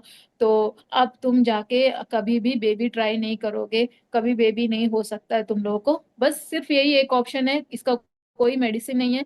सिर्फ एक ही ऑप्शन है कि आप जाके या तो फिर इसका ट्रांसप्लांट, किडनी ट्रांसप्लांट कर दो करके। किडनी ट्रांसप्लांट के बारे में हम लोग सोच भी नहीं सकते थे, बिकॉज हम लोग उस स्थिति में नहीं थे। किडनी ट्रांसप्लांट इजी काम नहीं है, किडनी लेना लाइक 25-30 लाख स्पेंड करके एक किडनी मिलना बहुत मुश्किल काम था। उसके बारे में तो मैं सोच भी नहीं सकती थी, हम दोनों नहीं सोच सकते थे। तो मेरे हस्बैंड को बोला, मेरे हस्बैंड ने बोला ठीक है करके। मैं परमेश्वर का यही धन्यवाद करती हूँ कि इतने सारे कॉम्प्लिकेशन आई, मेरी डिलीवरी हुई, मेरे बायोप्सी हुआ, सब कुछ हुआ, बट विद इन 1 मंथ परमेश्वर ने मुझे दोबारा से खड़ा किया। मुझे मेरे हस्बैंड के सपोर्ट के साथ, कोई नहीं था, मेरे पेरेंट्स जरूर मेरे साथ थे, बट फिर भी जब मेरे हस्बैंड मेरे साथ थे, हर एक काम जो एक आफ्टर डिलीवरी जो करना होता है वो मेरे हस्बैंड ने किया। वो उनका भी जॉब नहीं है, मैं भी नहीं थी जॉब। पेरेंट्स के सपोर्ट के साथ हम दोबारा खड़े हुए विद इन 1 मंथ। मैंने दोबारा से एक हॉस्पिटल ज्वाइन किया, काम शुरू किया, मेरे हस्बैंड ने भी छोटा मोटा काम शुरू किया। ऐसे करके हम लोग मेरे हस्बैंड ने बोला कि यहाँ पे दिल्ली में सरवाइव नहीं कर सकते, हम लोग दुबई आ गए। मेरे हस्बैंड पहले दुबई आए, फिर मैं दुबई आई। कोई प्रॉब्लम नहीं था मेरे पास, कोई मेडिसिन मेडिसिन जरूर थी मेरे पास, बीपी की मेडिसिन थी। डॉक्टर ने बोला कि बीपी की मेडिसिन तो अब तुम लोग को लाइफ लॉन्ग खानी है, क्योंकि डिलीवरी के साथ मेरे को बीपी भी मिल गया। तो लाइफ लॉन्ग मैंने ये बीपी की मेडिसिन और जो आयरन कैल्शियम ये सब मेडिसिन होती है वो ही खाना है। बीच बीच में जाकर डॉक्टर्स को देखना है करके बोला। मेरे हस्बैंड आए, मैं आई, विद इन 2 मंथ्स मुझे दुबई में जॉब मिल गया। जिस जिस क्लिनिक में मैं एक डेंटल क्लिनिक में पहले जॉब करा मैंने, वहाँ पे मुझे मेडिकल इंश्योरेंस नहीं था। वहाँ पे तो तब मेरे मन में एक डर था कि परमेश्वर हम लोग यहाँ पे आ गए हैं। बिकॉज इंडिया में तो कहीं पे भी हॉस्पिटल में जा सकते हैं, बट यहाँ पे हम हॉस्पिटल्स बहुत एक्सपेंसिव होते हैं। तो मैं क्या करूंगी परमेश्वर, मैं जैसे मैंने बोला, मैंने बचपन से मैंने परमेश्वर से बात की है। जो छोटी बात होती है उन्हीं को बताती हूँ। मैंने कभी अपनी मम्मी को नहीं बताया, मेरे डैडी को तो मैंने कभी भी नहीं बताया, मम्मी को बताती थी। बस यही था, बट फिर भी जो जो छोटी बात होती मैं परमेश्वर से ही बात करती, परमेश्वर अब ये मेडिकल इंश्योरेंस नहीं है, मुझे कुछ होने नहीं देना। मैं मेडिसिन भी यहाँ से कैरी नहीं करती थी, मैं जब भी वोकेशन जाती थी वहां से 1 साल का मेडिसिन लेके आती थी, हम लोग कैरी करते थे। ऐसे ही मैंने यहाँ पे 3 साल काम किया। 3 साल काम करने के बाद मुझे एक दूसरे हॉस्पिटल में, एक अच्छा हॉस्पिटल है वहां पे जॉब मिला। वो भी एक अद्भुत रीति से परमेश्वर ने मेरे लिए वो जॉब रखा था, क्योंकि वहां पे ऐसे लोग भी थे जो आए थे, जो रिकमेंडेशन के साथ आए थे। मैं किसी का रिकमेंडेशन के साथ नहीं गई थी, मैं सिर्फ परमेश्वर के रिकमेंडेशन के साथ गई थी। परमेश्वर से प्रेयर किया, परमेश्वर मैं जाऊं, उन्होंने बोला जाओ, तो मैं गई। मैंने ये इंटरव्यू अटेंड किया, बाय गॉड ऑफ ग्रेस कि मुझे वो मिल गया, वो जॉब मुझे मिल गया, वो भी मुझे आईसीयू में मिला। तभी मैंने परमेश्वर से पूछा, मैंने बोला परमेश्वर मैं वो काम कर सकती हूँ, क्योंकि मैं आईसीयू में मेरे को इन्फेक्शन ना हो जाए, मैं पता नहीं वो काम कर पाऊंगी नहीं कर पाऊंगी करके मैंने बहुत पूछा। बट परमेश्वर ने बोला मैंने दिया है तो मैं चलाऊंगा, तुम जाओ। ऐसे करके मैंने वहाँ पे मेडी क्लिनिक ज्वाइन किया। तब मैं परमेश्वर का धन्यवाद करती हूँ कि 3 साल मैंने जो इस क्लिनिक में काम किया, तब से लेकर इस 3 साल में एक दिन भी ऐसा नहीं हुआ कि मुझे कुछ बुखार आया हो, या मेरी ये जो किडनी जो फेल हुई है उसकी वजह से मुझे कोई प्रॉब्लम हुई हो। ऐसा कुछ भी नहीं हुआ। मैंने एक पैसा एक डॉक्टर को नहीं दिया। परमेश्वर ने मुझे उस अवस्था में लाया ही नहीं। मैंने आराम से काम किया। मैंने एक सिक लीव नहीं ली। उसके बाद वो भी परमेश्वर की दया है कि उन्होंने हमारी जो अवस्था है उसको देख के हमें चलाया। उन्होंने मुझे वहां भेजा मेडिकल में, जहाँ मैं हॉस्पिटल में गई, वहां पे बहुत अच्छा स्टाफ इंश्योरेंस था। वहां पे मैंने ज्वाइन किया। वहां पे भी जाके आप लोगों को पता होगा कि हम लोग हॉस्पिटल में जाते हैं, पहले हम लोग मेडिकल देते हैं। बट परमेश्वर ने वहां पे भी मुझे क्लियर किया कि वहां पे मेडिकल नहीं है। अगर मैं दूसरे हॉस्पिटल में जाती तो वहां पे मेडिकल था। अगर मैं वहां पे मेडिकल करने जाती तो मैं फेल हो जाती। बट यहाँ पे जब मैंने ज्वाइन किया तो यहाँ पे मेडिकल ही नहीं था। इस वजह से मुझे कोई प्रॉब्लम नहीं है, मैंने आराम से ज्वाइन किया। आईसीयू में मैंने काम करना स्टार्ट किया। स्टार्ट करने के बाद मुझे ऐसा कोई प्रॉब्लम नहीं था। मैं वही अपना दवाई खा रही थी, बीपी का दवाई खा रही थी। बस प्रेयर के साथ हमेशा जाती थी कि परमेश्वर मुझे कोई इन्फेक्शन ना हो। कौन कौन से पेशेंट आते हैं पता नहीं, मुझे कोई इन्फेक्शन ना हो करके परमेश्वर से प्रार्थना करके मैं बस जाती थी। बस मेरे और मेरे हस्बैंड का सिर्फ एक जो एक जो बोलते हैं कि एक पिलर, वो परमेश्वर था कि हाँ जो परमेश्वर बोलेगा वही करेंगे करके हम लोग आगे बढ़ते थे। आने के बाद मैंने मैं आई, आने के बाद मैंने किसी के साथ ये शेयर नहीं किया कि मैं किडनी फेलियर हूँ, मेरा मेरा किडनी फेल है करके मैंने किसी के साथ शेयर नहीं, क्योंकि मुझे डर लगता था कभी वो लोग किसी को, मैनेजमेंट को या एचआर को पता चल गया तो वो मुझे टर्मिनेट ना कर दे, मुझे निकाल ना दे करके। मुझे बहुत डर लगता था क्योंकि हम लोग दूसरे देश में हैं। कोई भी नहीं चाहता कि वहाँ उनका एम्प्लॉय मतलब इंश्योरेंस वाला तो है बट स्टिल वो कोई बीमार ना हो करके। ऐसे ही बोल, मैं किसी को नहीं बता, मेरी कुछ फ्रेंड्स थी जो मैंने उनको बताया था, जो मेरी मलयाली फ्रेंड थी मैंने उनको बताया हुआ था। कैसे करके मेरा एक मैनेजर है, मैनेजर थे, अभी नहीं है, वो अभी चले गए हैं। एक लेबनीज मैनेजर है, उनके कानों में वो बात पहुंच गई कि मुझको ऐसे किडनी का प्रॉब्लम है करके। तो उन्होंने मुझे एक बार बुलाया, बुलाने के बाद मुझे बोला, रीजा तुम मुझसे कुछ छुपा रही हो क्या करके। तो मैंने कहा नहीं नहीं सर, मैंने कुछ नहीं छुपाया। बोला कि तुम्हें ऐसे किडनी का प्रॉब्लम है करके मेरे से पूछा। तभी मैंने मैंने हेसिटेट करके मैंने बोला नहीं मुझे कोई प्रॉब्लम नहीं है, मैं ठीक हूँ करके। तो बोला कि नहीं ऐसे नहीं छुपाते, अगर तुम्हें किडनी का प्रॉब्लम है तो हमको ट्रीट करना चाहिए, ऐसे नहीं रहना चाहिए करके। तुम्हारे पास इंश्योरेंस है, अच्छा इंश्योरेंस है, तुम उसको यूज करके अपना अगर ट्रीटमेंट हो सकता है तो ट्रीटमेंट करने के लिए बोला। तब मैंने तभी मैंने उनको खुल के बात नहीं, मैंने कहा ठीक है मैं डॉक्टर के पास, नेफ्रोलॉजिस्ट के पास अपॉइंटमेंट लेके जाऊंगी करके मैंने बोला। बट मैं नहीं गई, मैं क्योंकि मुझे डर लग रहा था कि मैं अगर जा गई तो उन्होंने फिर बहुत सारे टेस्ट करेंगे, फिर बहुत ज्यादा पता चल जाएगा। क्योंकि डॉक्टर ने मुझे ऑलरेडी एक ऑप्शन दे दिया था कि कोई इसका कोई ट्रीटमेंट नहीं है, बट यही है कि तुम्हें ट्रांसप्लांट करना है। और वो ट्रांसप्लांट ना मैं इंडिया में कर सकती हूँ, इंडिया में मैं नहीं सोच सकती तो यहाँ पे कैसे सोच सकती हूँ करके, इसलिए मेरे को डॉक्टर के पास जाने में डर लग रहा था। बट स्टिल फिर मेरे मैनेजर ने मुझे फिर बुलाया, बोला देखा डॉक्टर से मिले, मैंने बोला नहीं। तो फिर उन्होंने मुझे अपॉइंटमेंट बुक करके दिया। मैं अपॉइंटमेंट बुक करने के बाद फर्स्ट टाइम डॉक्टर से मिली। डॉक्टर से मिलने के बाद डॉक्टर ने मेरा सारा टेस्ट वगैरह किया, सब इंश्योरेंस कवर करता है। करने के बाद ऐसे ही उन्होंने भी यही मुझे ऑप्शन दिया कि रीजा इसका और कोई ऑप्शन नहीं है, ट्रांसप्लांट है। तो उन्होंने मेरे मैनेजर से भी बात करके यही बोला कि ट्रांसप्लांट है और कोई इसका ऑप्शन नहीं है, बट ये है कि बीपी का मेडिसिन, कैल्शियम, आयरन ये सब ले सकते हैं करके।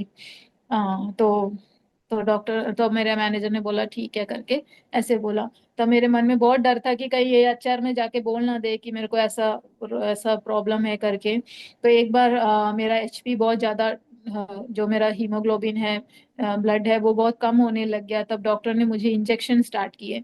इंजेक्शन स्टार्ट करने के बाद डॉक्टर ने बोला कि ये इंजेक्शन हर वीकली तुमको लेना है, क्योंकि तुम्हारा एचपी बहुत डाउन हो रहा है, अगर एचपी डाउन हो गया तो तुम वीक होगी, काम नहीं कर पाओगे करके। तो मैंने कहा ठीक है। मैं और मेरे हस्बैंड फर्स्ट टाइम वो इंजेक्शन लेने के लिए फार्मेसी गए, क्योंकि हम लोग को फार्मेसी में 30% पे करना पड़ता है हर मेडिसिन का। तब वो मेडिसिन, वो इंजेक्शन, एक इंजेक्शन शायद यहाँ के धर्म से हिसाब से 1500 का था। तो उसका 30% लगा लो, 300 समथिंग, 400 होगा। तो 400 मतलब हमारे गांव का एक 8000 10,000 एक इंजेक्शन का, वो मुझे हर हफ्ते लगाना है। तब मेरे को तब मैं गई, मैंने फार्मेसी वाले से बोला, चेटा ये मेडिसिन है, इंजेक्शन है, बहुत महंगा है क्या? उन्होंने बोला हाँ बहुत महंगा इंजेक्शन है। मैंने कहा पूरा कवर करेगा? बोलते नहीं पूरा कवर नहीं करेगा, 30% तो पे करना ही पड़ेगा करके। तो उन्होंने बोला ठीक है मैं अप्रूवल के लिए भेजता हूँ, तुम वेट करो करके। तो मैं बाहर आई, बाहर आके मैंने हस्बैंड को बोला कि मैं ये इंजेक्शन नहीं लूंगी, क्योंकि 30% पे करना है, उतना पे करना हमारे बस की बात नहीं है, क्योंकि हम लोग के पास छोटा सैलरी था, रेंट देना है हम लोग उसमें। मैंने कहा मैं नहीं लूंगी, मैं जो कमाई, जो मैं जो मेरा जो कमाई है, मैं डॉक्टर्स को या मेडिसिन को नहीं दूंगी करके। मैंने बोला मेरे हस्बैंड को, मैं नहीं दूंगी करके। बट मेरे हस्बैंड कहते कि नहीं डॉक्टर ने बोला है लेना है, लेना है, इंजेक्शन लेना है तो लेना ही है करके। तो मैंने बोला इल्ला, मैंने बोला बीजा मैं नहीं लूंगी ये इंजेक्शन। मेरी जो मेहनत की कमाई है, मैं इतने रोग के साथ जो मैं मेहनत करके कमाई है, मैं डॉक्टर्स को या मेडिसिन को नहीं दूंगी करके। मैं वहां पे स्टैंड होके मैं वहीं बैठी थी। तब उन्होंने, मेरा अप्रूवल आया, आने के बाद वो जो मेरे फार्मेसी के जो चेटन थे उन्होंने मुझे बुलाया, बुला के बोला रिसा कुछ पे करने की जरूरत नहीं है, पूरा कवर हो गया करके। उन्होंने फुल कवर कर दिया करके। वहां पे भी परमेश्वर ने मुझे, हम लोग का, मैं जानती हूँ कि मेरे पास है कि नहीं है, मेरे हस्बैंड जानते हैं कि हमारे पास, क्योंकि हम हर चीज में हम दोनों ही हैं। हमने किसी को ये नहीं बताया कि हमारे पास ये नहीं है, पैसा नहीं है, ये नहीं है। बट बस परमेश्वर को बताया कि हाँ परमेश्वर परमेश्वर जानता है कि हमारे पॉकेट में कितना है करके। वो हमारी जो कमाई है ना, वो दूसरों को नहीं दे, अलाउ नहीं करेगा कि तुम वो अपने हॉस्पिटल में या अपने ये जो हॉस्पिटल की दवाइयों में खर्च करें। मैंने सिर्फ परमेश्वर से बोला था, परमेश्वर मैं जो कमाती हूँ वो मेरे लिए है, आपके लिए है, मैं और किसी को वो नहीं देना चाहती, कोई दवाइयों में बिल्कुल नहीं देना चाहती करके। उन्होंने पूरा कवर किया। तब से ये मेरा फिर इंजेक्शन में हर हफ्ते लेने लग गई। उसके बाद जाके मेरा जो मेरा फिर उन्होंने एक बार मुझे डॉक्टर ने बुलाया कि यहाँ पे रीनल ट्रांसप्लांट का एक प्रोग्राम स्टार्ट हो रहा है, मैं आपका नाम उसमें दूंगा करके बोला। तो मैंने कहा ठीक है डॉक्टर। तो उन्होंने मेरा नाम उस ट्रांसप्लांट प्रोग्राम में डाला। वो दुबई गवर्नमेंट का ही जो प्रोग्राम था करके। तो मैंने कहा डॉक्टर ये हॉस्पिटल ये इंश्योरेंस सारा कवर करेगा ना? तो बोला कि हाँ देखते हैं, वो उस टाइम की बात है करके बोला। तो मैंने कहा ठीक है, मैंने सारा अपना नाम भरा दे दिया। 1 साल बीत गया, 2 साल बीत गया, कोई कुछ कुछ कोई न्यूज नहीं आ रहा था। बट हाँ ट्रांसप्लांट स्टार्ट हो गए थे। मैं आईसीयू में थी करके, तो मैं देख रही थी कि काफी लोग ट्रांसप्लांट करने, सबको किडनी मिल रही थी, किडनी लेके सब लोग आ रहे थे ट्रांसप्लांट के बाद, क्योंकि ट्रांसप्लांट के बाद सब लोग आईसीयू में ही आते हैं करके। तो ऐसे ही चल रहा था। तो उसके बाद एक बार मेरे जो फादर हैं, मेरे फादर की डेथ हो गई। आई थिंक कोविड कोविड का समय स्टार्ट ही हुआ था 2020 में। जन फरवरी में मेरे फादर की डेथ हो गई। तो हम लोग इंडिया दिल्ली गए। दिल्ली में सब कुछ होने के बाद हम लोग यहाँ पे पहुंचे। यहाँ पे पहुंचने के नेक्स्ट डे ही कोविड का जो लॉकडाउन है वो स्टार्ट हो गया। लॉकडाउन एक एक महीने के बाद मार्च में, एक्चुअली मेरा जो पोटेशियम लेवल है, जो मैं किडनी का प्रॉब्लम है, तो पोटेशियम लेवल हमेशा, क्रिएटिन हाई होने से कोई प्रॉब्लम नहीं है, बट जब पोटेशियम लेवल है वो हाई होने से हमें ये क्या कहते हैं, अटैक, हार्ट अटैक आने का चांसेस ज्यादा होता है करके। बट मेरा पोटेशियम लेवल हमेशा हाई रहता था। डॉक्टर मुझे बहुत, आई थिंक एक मेरा डॉक्टर को दिखाने के 1 साल के बाद से ही डॉक्टर मुझे बोलने लग गए कि रीजा हम लोग को डायलिसिस स्टार्ट करना पड़ेगा। बट मैं हमेशा डॉक्टर को यही बोल डॉक्टर मैं डाइट कंट्रोल करके मैं पोटेशियम कम कर लूंगी, बट प्लीज मुझे डायलिसिस नहीं करना है, क्योंकि डायलिसिस मैं कैसे करूंगी? मैं जानती हूँ डायलिसिस, मैं भी डायलिसिस के वहां मैं यूनिट में मैं काम कर चुकी हूँ। तो मेरे मन में मैं परमेश्वर से सिर्फ रो रो के बात करती थी, परमेश्वर मेरे को डायलिसिस नहीं करना, मुझे डायलिसिस नहीं करना, मुझे सिर्फ डायलिसिस मत कराना करके। मैं हमेशा यही प्रार्थना करती रही। उसके बाद डॉक्टर, बट ओके मेरे डॉक्टर जो नेफ्रोलॉजिस्ट थे वो बहुत बहुत अच्छे डॉक्टर हैं, वो बोलते ठीक है करके, वो ऐसे एक्सटेंड एक्सटेंड करके ले गए। तो एक बार उन्होंने मुझे ऑप्शन दिया कि रीजा डायलिसिस नहीं करना, ओके फाइन, बट एक एवी फिस्टुला होता है जो हाथ में करते हैं, वो सर्जरी आप करके रखो। इन केस ऑफ इमरजेंसी, अगर आपको इमरजेंसी में डायलिसिस करना पड़ा तो हम लोग वो यूज इजिली यूज कर सकते हैं, ये कैथेटर वगैरह डालने से अच्छा है कि फिस्टुला यूज कर सकते हैं। तो वो भी मैंने डॉक्टर से मैंने सोच समझ के मैंने थोड़ा इग्नोर किया। बट मेरे मैनेजर ने जो मेरे से, वो बहुत अच्छे इंसान है, उन्होंने मुझे बहुत सपोर्ट किया। उन्होंने मुझे पुश किया रीजा करो, डॉक्टर जो बोलते हैं करो। तो फिर मैंने कहा ठीक है करके उन्होंने अप्रूवल के लिए भेजा। अप्रूवल के लिए भेजा तो वो रिजेक्ट हो गया। वो लोग बोलते हैं कि फिस्टुला जो सर्जरी है वो रीएम्बर्समेंट, मतलब सर्जरी आप पहले कैश पे करो, उसके बाद इंश्योरेंस आपको क्या पेमेंट बाद में करेगा करके। तो मैंने पूछा कितने का सर्जरी है, तो बोला उन्होंने 30,000 दरम्स का सर्जरी है। 30,000 दरम्स बोलने से 4-5 लाख का सर्जरी है करके बोला। तभी मैंने बोला कि नहीं मुझे सर्जरी नहीं करना। डॉक्टर को बोल दिया मैंने, डॉक्टर मैं नहीं सर्जरी कर सकती, मेरे पास इतना पैसा नहीं है कि मैं ये दूं, अगर इंश्योरेंस ने मुझे पे नहीं किया तो क्या करूंगी। तो मैंने वो भी मना कर दिया। तब मेरे मैनेजर ने मुझे बुला के बोला कि मैनेजर ने जल्दी से एचआर में कॉर्पोरेट में मेल कर दिया। मैंने उनको बोला सर मेल मत करो, मेल मत करो, उन लोगों को पता चल जाएगा कि मेरे को ऐसा प्रॉब्लम है करके, आप मेल मत करो करके। तो वो बोलते क्यों डरते हो, ऐसे कोई डरने की बात नहीं है, रोग तो किसी को भी आ सकता है ना, इससे डरने की बात नहीं है करके। मैनेजर ने जल्दी से एक मेल कॉर्पोरेट को डाला कि मेरा स्टाफ ऐसा है, उसको ऐसा इशू है, सर्जरी की जरूरत है करके। उन्होंने डाला विद इन 1 डे वहां से अप्रूवल आ गया। मेरे को 1 रुपया भी वो सर्जरी का पे नहीं करना पड़ा। वो सर्जरी पूरा इंश्योरेंस ने कवर किया। ऐसे मैंने अपना फर्स्ट एवी फिस्टुला सर्जरी, मेरे लाइफ की पहली सर्जरी थी एवी फिस्टुला, वो मैंने कर दी। वहां पे भी मेरे परमेश्वर की दया थी कि जहां शैतान एक एक जो ब्लॉकेज डाल रहा था, वहां पे किसी ना किसी को मेरे लिए खड़ा करता था। वो मैनेजर मेरे हर चीज में मेरा सपोर्ट देता था। मुझे एचआर से ऐसा कोई प्रॉब्लम भी नहीं हुआ कि वो लोग मुझे नोटिस करें या ऐसे करें। ऐसे एवी फिस्टुला हो गया। एवी फिस्टुला मैंने 1 साल तक रखा, उसकी जरूरत नहीं पड़ी, डायलिसिस की जरूरत नहीं पड़ी। बट एक दिन ऐसा आया कि मैं कोविड कोविड स्टार्ट हो गया तो हम लोग को ड्यूटी वगैरह जाना था। मेरा पोटेशियम बहुत ज्यादा हाई हो गया।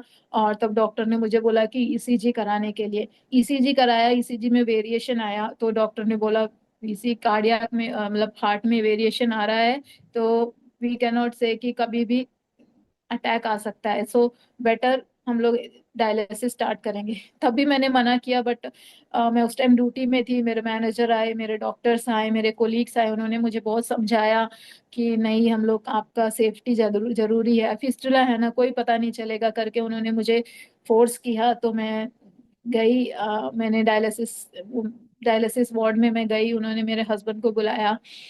पर मैं मन में इतना रो रही थी क्योंकि मैं नहीं जानती हूँ कि मैं परमेश्वर से हमेशा ये बोलती थी परमेश्वर मुझे डायलिसिस नहीं करना है, मुझे डायलिसिस नहीं करना है करके। तो मार्च 2020 में मेरा डायलिसिस स्टार्ट हो गया।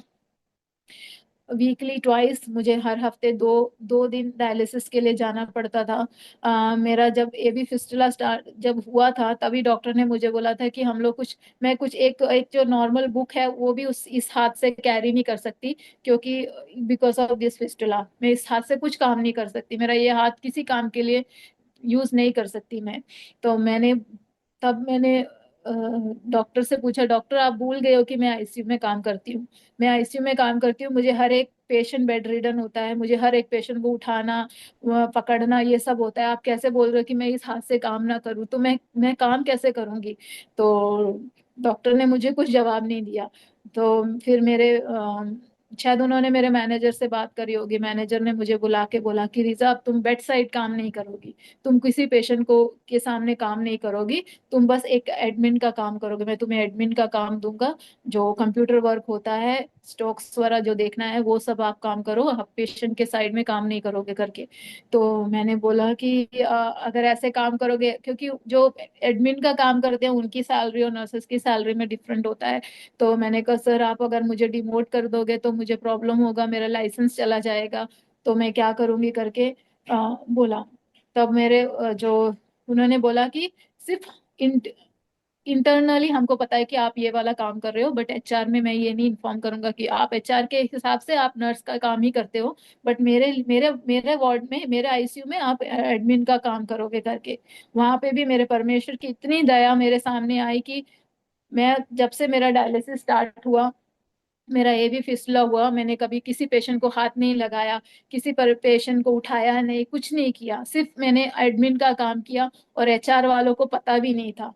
उस मेरे हर एक स्थिति में मुझे उठाने वाला, मेरे सामने मेरे को हेल्प करने के लिए जाति लोगों को परमेश्वर ने भेजा किसी ऐसा नहीं कि कोई बेंदिकोस वाले हो या कोई या क्रिश्चियंस हो, ऐसा कुछ नहीं। ही वॉज, वो लेबनीज था, मुस्लिम था, बट परमेश्वर ने उसके मन में, उनके मन में ये बात डाली कि इसको ये काम दो, इसको ये कराओ करके। ऐसे ही मैं 2 हफ्ते में 2 बार डायलिसिस करती थी। 2 बार इस कोविड टाइम में मैंने डायलिसिस, मेरे एग्जैक्टली कोविड टाइम स्टार्ट हुआ था, लॉकडाउन स्टार्ट होने के एक महीने के बाद मेरा डायलिसिस स्टार्ट हुआ। कोई मेरे पास कोई ऑप्शन नहीं था, मेरे को आईसीयू में ही काम, एडमिट काम था, बट स्टिल पेशेंट तो इनसाइड में ही थे ना। इन्फेक्शन लग गया तो मेरा लाइफ खत्म। अगर मुझे कोविड हो गया तो मेरा लाइफ खत्म। क्योंकि इतने कोविड के टाइम इतने लोग मर रहे थे।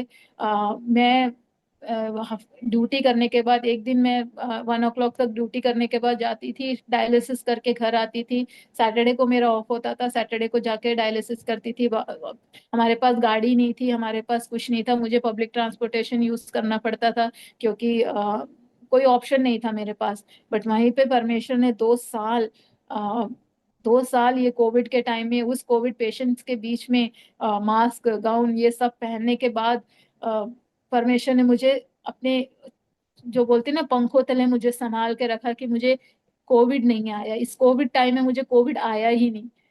कितने लोगों को कोविड आया, बट किसी परमेश्वर की दया से मुझे कुछ कोविड नहीं हुआ, मुझे कोई प्रॉब्लम नहीं हुई। डायलिसिस में बहुत प्रॉब्लम, थोड़ी प्रॉब्लम थी करके, क्योंकि हम लोग डायलिसिस में आने के बाद ट्रांसपोर्टेशन नहीं है, बड़ी मेट्रो में लंबी लंबी लाइनें होती थी, तब भी मैं खड़ी रहती थी। मैं नहीं, अभी मैं सोचती हूँ कि मैंने वैसे सब कुछ कैसे किया। लोग मुझसे पूछते हैं कि ये डायलिसिस करते टाइम तुम टायर्ड नहीं होती थी? डायलिसिस करने के बाद, ड्यूटी करने के बाद तुम डायलिसिस करने जाती थी, जाने के बाद फिर एक एक घंटा लाइन में खड़े होके बस में बैठ के घर आना, कैसे काम कर, फिर अगले नेक्स्ट डे ड्यूटी जाना, कैसे होता था। तब मैं मैं अभी सोचती हूँ उसके बारे में, मैं जानती हूँ कि मैं अब सोचती हूँ कि मुझे नहीं पता है परमेश्वर ये कैसे हुआ। मैं उनको बोलती हूँ सिर्फ मेरे परमेश्वर ने मुझे हिम्मत दी, मेरे परमेश्वर की दया थी कि मैं कर पाई। अगर नहीं तो मैं कुछ नहीं कर सकती थी, मैं टूट जाती। मेरे परमेश्वर और मेरे परमेश्वर ने मुझे इतनी हिम्मत दी कि मैं वो सब सहन कर पाऊँ, मेरी बॉडी सहन कर पाए। ये सब 2 साल डायलिसिस किया मैंने। कोविड भी कम हो गया।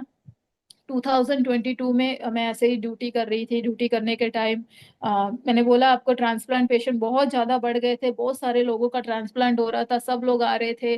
तब मैं परमेश्वर को मैं सब लोग मेरे से पूछने लग गए कि रीसा, तुम्हारा नंबर क्यों नहीं आ रहा, तुमको किडनी क्यों नहीं मिल रही है करके।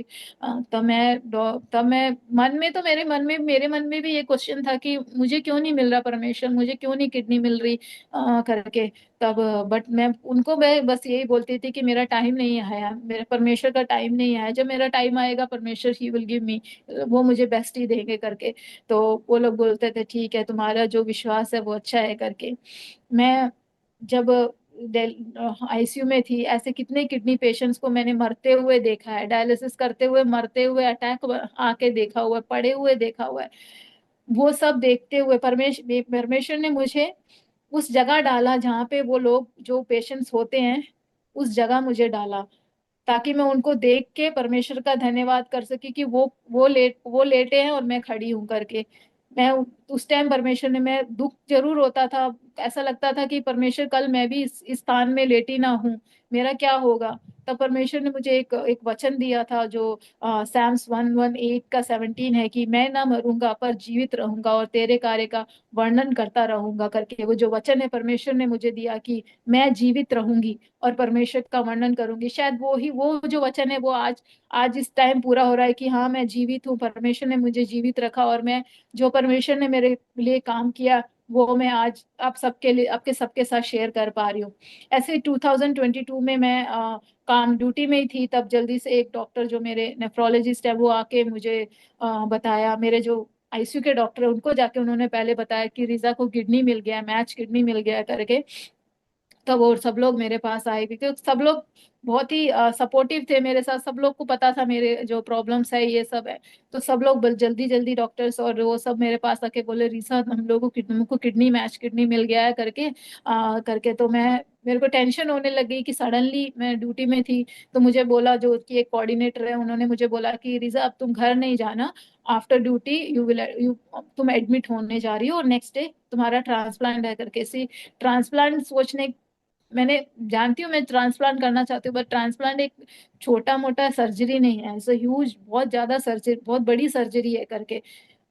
तो क्या होने वाला है, क्या होगा मुझे नहीं पता करके। तब मैंने परमेश्वर को मैं नहीं जानती, मैं बहुत डरी हुई थी। मैंने हस्बैंड को फोन किया, हस्बैंड बहुत खुश हुए, वो आए। आने के बाद वो मेरा थोड़ा सामान वारा लेके आए, लेके आने के बाद मैं रात को उन्होंने मुझे कुछ प्रिपरेशन के लिए इंजेक्शंस वगैरह सब देना था, वो स्टार्ट किया। मॉर्निंग में ब्लड टेस्ट किया तो मेरा पोटेशियम फिर बढ़ा हुआ था, तो डॉक्टर ने बोला कि ट्रांसप्लांट से पहले, सर्जरी से पहले एक बार और डायलिसिस करेंगे करके। उन्होंने मेरा डायलिसिस स्टार्ट किया।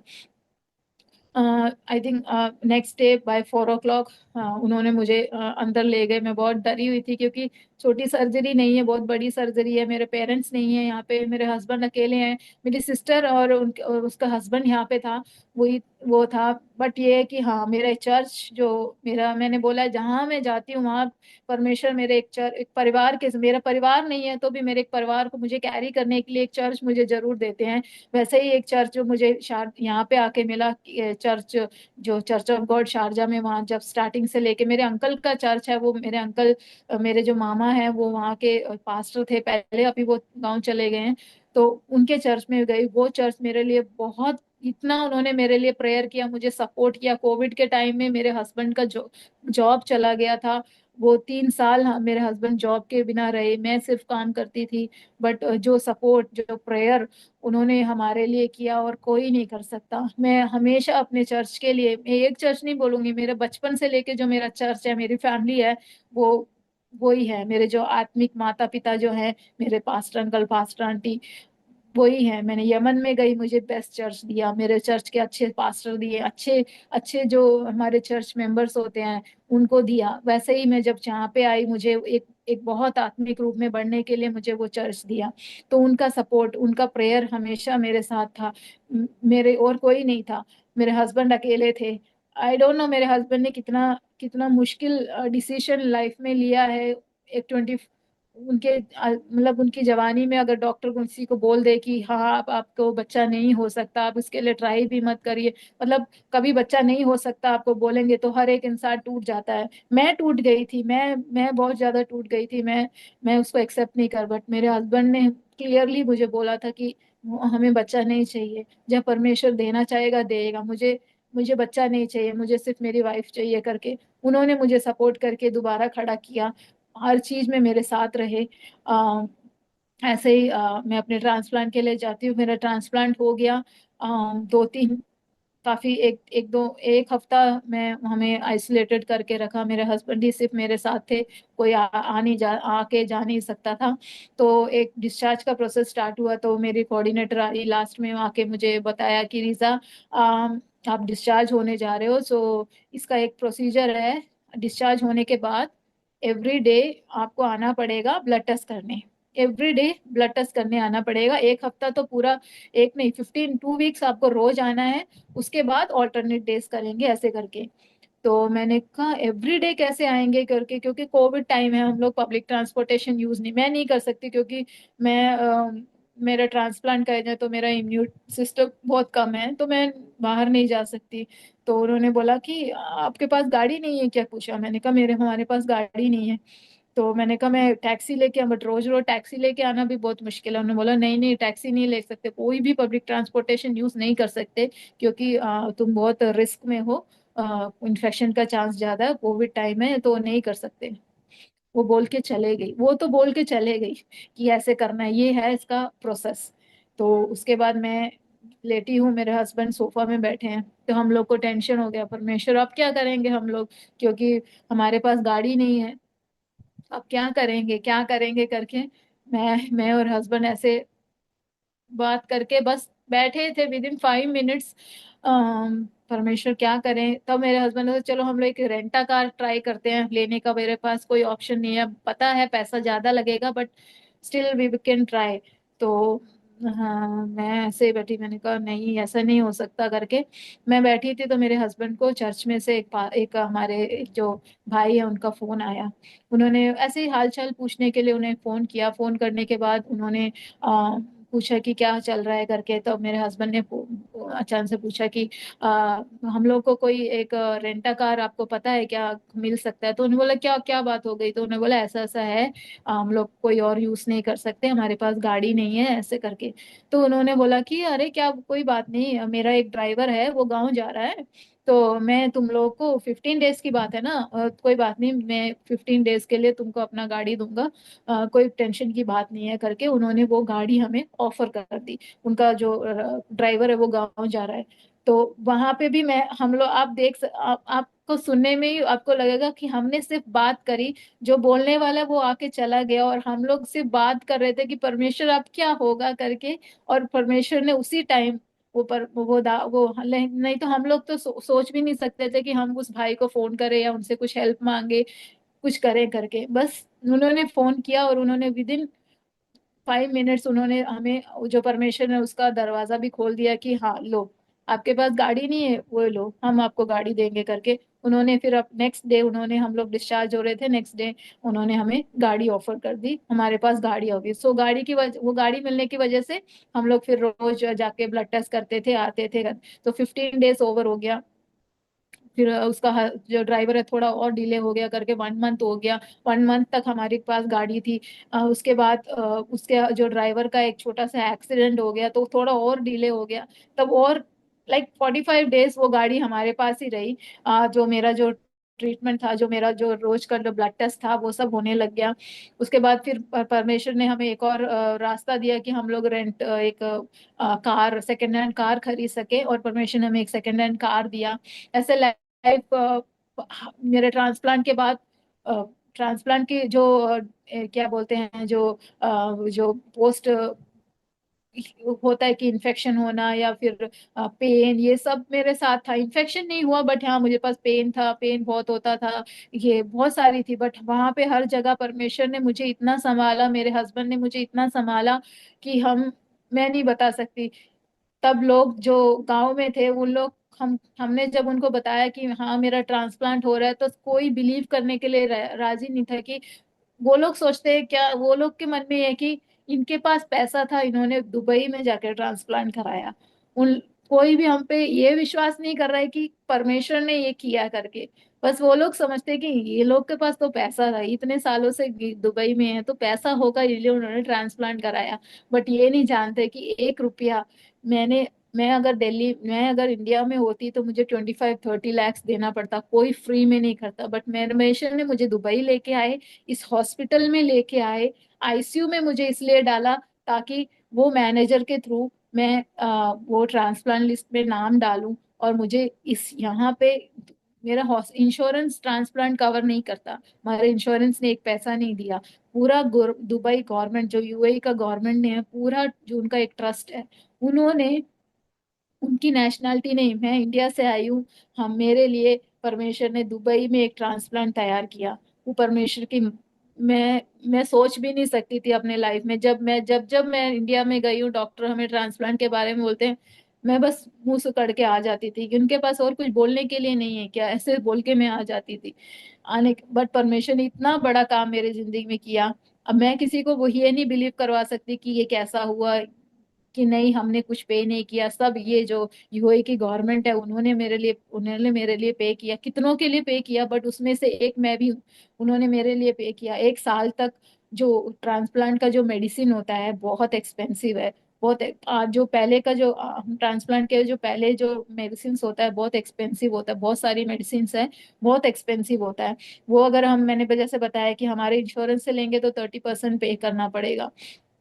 ऐसे 1 साल तक मेडिसिन हम लोग ले सकते हैं, कोई भी मेडिसिन हो, कितना भी एक्सपेंसिव मेडिसिन हो, हम लोग वो ये ट्रस्ट के थ्रू ले सकते हैं।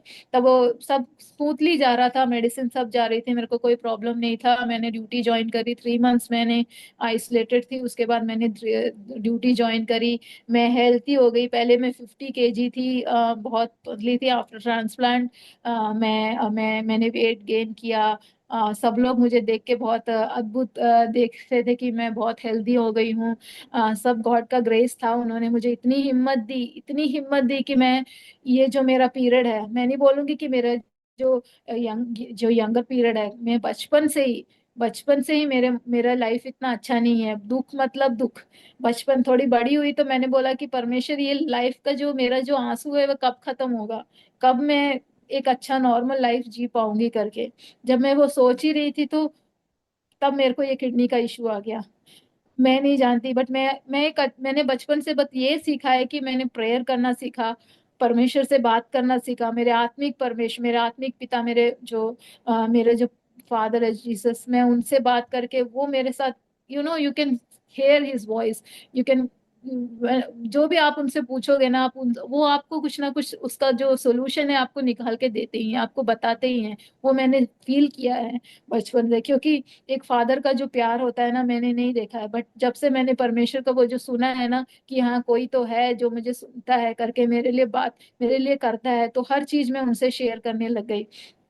प्रेयर करती थी, मैंने बचपन से उपवास करना मैंने सीखा है।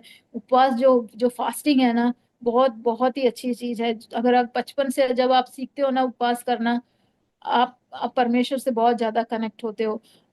तब इससे मेरी मम्मी ने मुझे सिखाया है क्या उपवास करना, क्योंकि मेरी मम्मी जब गई है बंदी कोस में, तब से मेरी मम्मी ने बहुत कुछ सीखा है। तो वो हमें, मेरी बहन को बहुत कुछ सिखाते थे कि प्रार्थना कैसे करना। मेरी मम्मी होती थी, बोलती थी कि मैं 7 o'clock को ड्यूटी से आऊंगी, 6 o'clock को जो कुटुंब प्रार्थना होता है, प्रेयर करके बैठना है करके। तो मैं, मेरी सिस्टर हमेशा 6 o'clock एक टाइम है तो हम लोग बैठते थे, गाना गाते थे, बाइबल पढ़ते थे, प्रेयर करते थे। ये बचपन से हम लोग करते आ रहे थे। जो फास्टिंग हम लोग, शायद हमें उस टाइम उसका आंसर ना मिले, बट हमें जो बचपन से मैं एक फास्टिंग करती थी कि मेरे पापा का कैसे भी शराब छूट जाए करके, बट कितने सालों तक कुछ भी नहीं हुआ, कुछ नहीं हुआ। तो मैंने कहा कि मेरा फास्टिंग सब वेस्ट हो गया, कुछ भी नहीं हुआ करके। कुछ टाइम तक मैंने फास्टिंग करना छोड़ दिया था। बट एक ऐसा टाइम आया कि मेरे फादर ने शराब बिल्कुल छोड़ दिया, हमारा लाइफ नॉर्मल हो गया। तब तक मैं ऑलरेडी बड़ी हो चुकी थी, हॉस्टल जा चुकी थी, मेरा लाइफ अलग हो गया था, बट स्टिल जो मेरा घर था वो एक घर बन गया, फैमिली बन गई। मैं, मेरे डैडी और मेरी मम्मी और सब एक डर, उस घर में जाने से मुझे डर नहीं लगता था। बट तब तक ऑलरेडी मेरी शादी हो गई थी। मुझे एक फादर का प्यार करने वाला, मेरे मेरे को परमेश्वर ने हस्बैंड दिया, केयर करने वाला हस्बैंड दिया। बहुत सारे, मेरे हस्बैंड ने बहुत सारे सेक्रीफाइस किए। मैं जानती हूँ मैं इतनी परफेक्ट नहीं हूँ, बट मेरे हस्बैंड बहुत परफेक्ट है, बहुत विश्वास करने वाले। मैं कभी कभी अपने विश्वास में मैं बोल जाती हूँ कि मेरे से क्यों ऐसे होता है, क्यों, बट मेरे हस्बैंड हमेशा मुझे पॉजिटिव आंसर देते हैं। ऐसे ही मेरा जो ट्रांसप्लांट के बाद हम लोग नॉर्मली लाइफ जी रहे थे, तब 1 साल हुआ। 1 साल के बाद हमारा मेरे कोऑर्डिनेटर ने आके बोला कि 1 साल के बाद तो ये मेडिसिन कवर नहीं होगा, तो फिर हम लोग को, तो उन्होंने मुझे ऑप्शन दिया कि दीजा ट्राई करो कि इंडिया से जाके तुम वो दवाई लेके आओ, क्योंकि यहाँ तो बहुत एक्सपेंसिव है, आपको बहुत ज्यादा पैसा देना पड़ेगा, 30% करके। तो मैंने कहा ठीक है करके, तो हम लोग को सोचा। तो फिर हमने प्रेयर किया, परमेश्वर अब जब इंडिया जाएंगे तो, नॉर्मली हमने प्रेयर किया, अब क्या करेंगे, इंडिया जाके ही मेडिसिन लेंगे करके बोला। आ, उसके बाद सडनली मेरे उस कोऑर्डिनेटर का फोन आया, बोला कि रीजा, एक हैप्पी न्यूज है। जो 1 साल का जो ये था वो एक्सटेंड हो गया, वो 2 इयर्स हो गया। वो मेरे टाइम के जो बैच थे, जो लोग थे, उन सबका 1 साल और एक्सटेंड हो गया। सो हम लोग को 1 साल और मेडिसिन फ्री में मिलेगा करके। तो वहां भी परमेश्वर ने मुझे ऐसा एक द्वार खोला कि वहाँ एक्सपेंस हो गया। तो ऐसे ही 1 साल हो गया, 2 साल हो गए, एक्सपेंस मेडिसिन मैंने मेरे को एग्जाम मेडिसिन का 1 रुपया देना नहीं पड़ा, परमेश्वर ने मुझे देने नहीं दिया। उसके बाद फिर 2 साल हो गए, तो फिर हम लोग, मैं और मेरे हस्बैंड प्रेयर करने लगे, रीसा अब तो दो हो गया, दो दो हो गया, अब क्या करेंगे करके। तो अब परमेश्वर ने तब मेरे जो कोऑर्डिनेटर है उन्होंने एचआर से बात करके उन्होंने फिर ये किया कि मेरा जो मेडिसिन है, उन्होंने जो किडनी ट्रांसप्लांट का जो मेडिसिन है, उन्होंने उसका को पेमेंट वे ऑफ कर दिया, मतलब मुझे कुछ नहीं देने की जरूरत है। वहां पे भी परमेश्वर ने, मतलब मैंने आज तक जो कमाया, मैंने अपने किसी डॉक्टर को या किसी दवाई के लिए मैंने नहीं दिया। आप भी जो मैं बस मेरे जो मेरा जो ये गवाही है, मैं इससे बस यही बताना आप सबको चाहती हूँ कि परमेश्वर पर विश्वास करिए। परमेश्वर आपको कभी भी नहीं छोड़ेगा। आप जातियों को आपके लिए खड़ा करेगा, जातियों को आपके लिए खड़ा करेगा। ये नहीं सोचे कि मेरे घर वाले या मेरे भाई बहन या ये लोग मेरे लिए नहीं, परमेश्वर जातियों को, जो आपके आत्मिक जो चर्च है वो आपके साथ खड़े रहेंगे, जातियों को आपके लिए खड़ा करेगा। मेरा जो मैनेजर था, मेरे जो डॉक्टर थे, कोलीग्स थे, वो सब मुसलमान थे, बट उन्होंने उनको मेरे लिए खड़ा किया कि मेरी हेल्प कर पाए। ऐसे ही मेरा जो मुझे जो ट्रांसप्लांट, मुझे जो किडनी मिली है, वो किसकी है मैं नहीं जानती, बट जो भी है वो भी एक जाति ही है। इसलिए मैं बस ये चाहती हूँ कि जहाँ पे मेरा जो विश्वास है, जो हमारे माता पिता हमें जो बचपन से हम लोग सीखते आते हैं, यही होता है कि ये तुम्हारा गॉड है, इससे तुम्हें प्रार्थना करनी है, ये सब। बट तब भी जब तक बोलते हैं ना, चखोगे तभी तुमको पता चलेगा कि उसका जो टेस्ट है वो कैसा है करके। सो मैं यही चाहती हूँ कि सब लोग परमेश्वर को चख के देखें कि वो कितना स्वीट है। वो हमें सुनने वाला परमेश्वर है, कोई भी हो। मैं बोलूंगी कि मेरी इस लाइफ जर्नी में मैं और मेरे हस्बैंड अकेले थे। हमने आज तक किसी के आगे हाथ नहीं फैलाए सिवाय परमेश्वर के आगे। वो हमारे हर एक, हम जो हाथ फैलाते हैं उस हाथ को खाली नहीं छोड़ता है, वो हमेशा उसको भर के ही देता है। हमारी जो नीड है वो नहीं, मैं ये नहीं बोल रही कि उन्होंने मुझे मुझे ऐसा करोड़पति या लाखोंपति बना दिया है। आज की रोटी, मैं बोलती हूँ ना, आज की रोटी मुझे दीजिए, मैं वो खा के तृप्त हूँ। बस यही है कि मुझे परमेश्वर ने मुझे कभी भूखा नहीं रखा। परमेश्वर ने मुझे कभी किसी चीज के लिए छोड़ा नहीं है। मैं अपनी गवाही के साथ यही बताना चाहती हूँ सब लोग कि परमेश्वर को चख के देखिए कि वो कितना अच्छा है। उस पे विश्वास करके देखिए, उपवास रखिए। उपवास एक बहुत अच्छी जो परमेश्वर ने हमें सिखाया है कि उपवास रखने के लिए, जैसे परमेश्वर ने रखा है, उपवास रख के देखिए। बहुत ही उसमें जो परमेश्वर हमें जो जो जो अनुग्रह देता है वो अलग ही है। मेरी इस जो मैं चाह मैं मेरी ये जो छोटी सी गवाही है, मैं आप सबके जीवन में कार्य करे। मेरे जो भी अरोमा टीवी के व्यूवर्स हैं, जो मुझे देख रहे हैं, अगर मेरी गवाही की वजह से आपके दिल में कुछ हुआ हो, परमेश्वर के बारे में, जीसस के बारे में अगर कुछ हुआ हो, तो आप उसको ग्रहण करिए। उस एक उनसे प्रार्थना करिए, मेरे लिए प्रार्थना करिए। मेरे को अब परमेश्वर का जो मैं कंसीव कर सकती हूँ करके डॉक्टर ने मुझे बोला है, बट उसमें भी कॉम्प्लिकेशन है। डॉक्टर्स ने अभी मुझे बोल दिया है कि मैं कंसीव नहीं कर सकती क्योंकि मेरा ऑलरेडी कुछ नहीं हो सकता करके। बट हमें, मेरे मेरे हस्बैंड को एक ही विश्वास है कि जब ये सब हो सकता है तो परमेश्वर ने अगर परमेश्वर का जो वचन जो है, प्रॉमिस है मेरे पास कि वो हमें हमारे हमारे को, जो हमारे परिवार को बढ़ाएगा करके, वो भी होगा करके हम प्रार्थना करती हूँ। अगली मेरी गवाही यही होनी चाहिए कि परमेश्वर ने अपने आपके जो जो अ, जो बच्चे का जो गवाही, जो प्रॉमिस है, वो भी परमेश्वर ने हमारे मेरे जीवन में पूरा किया।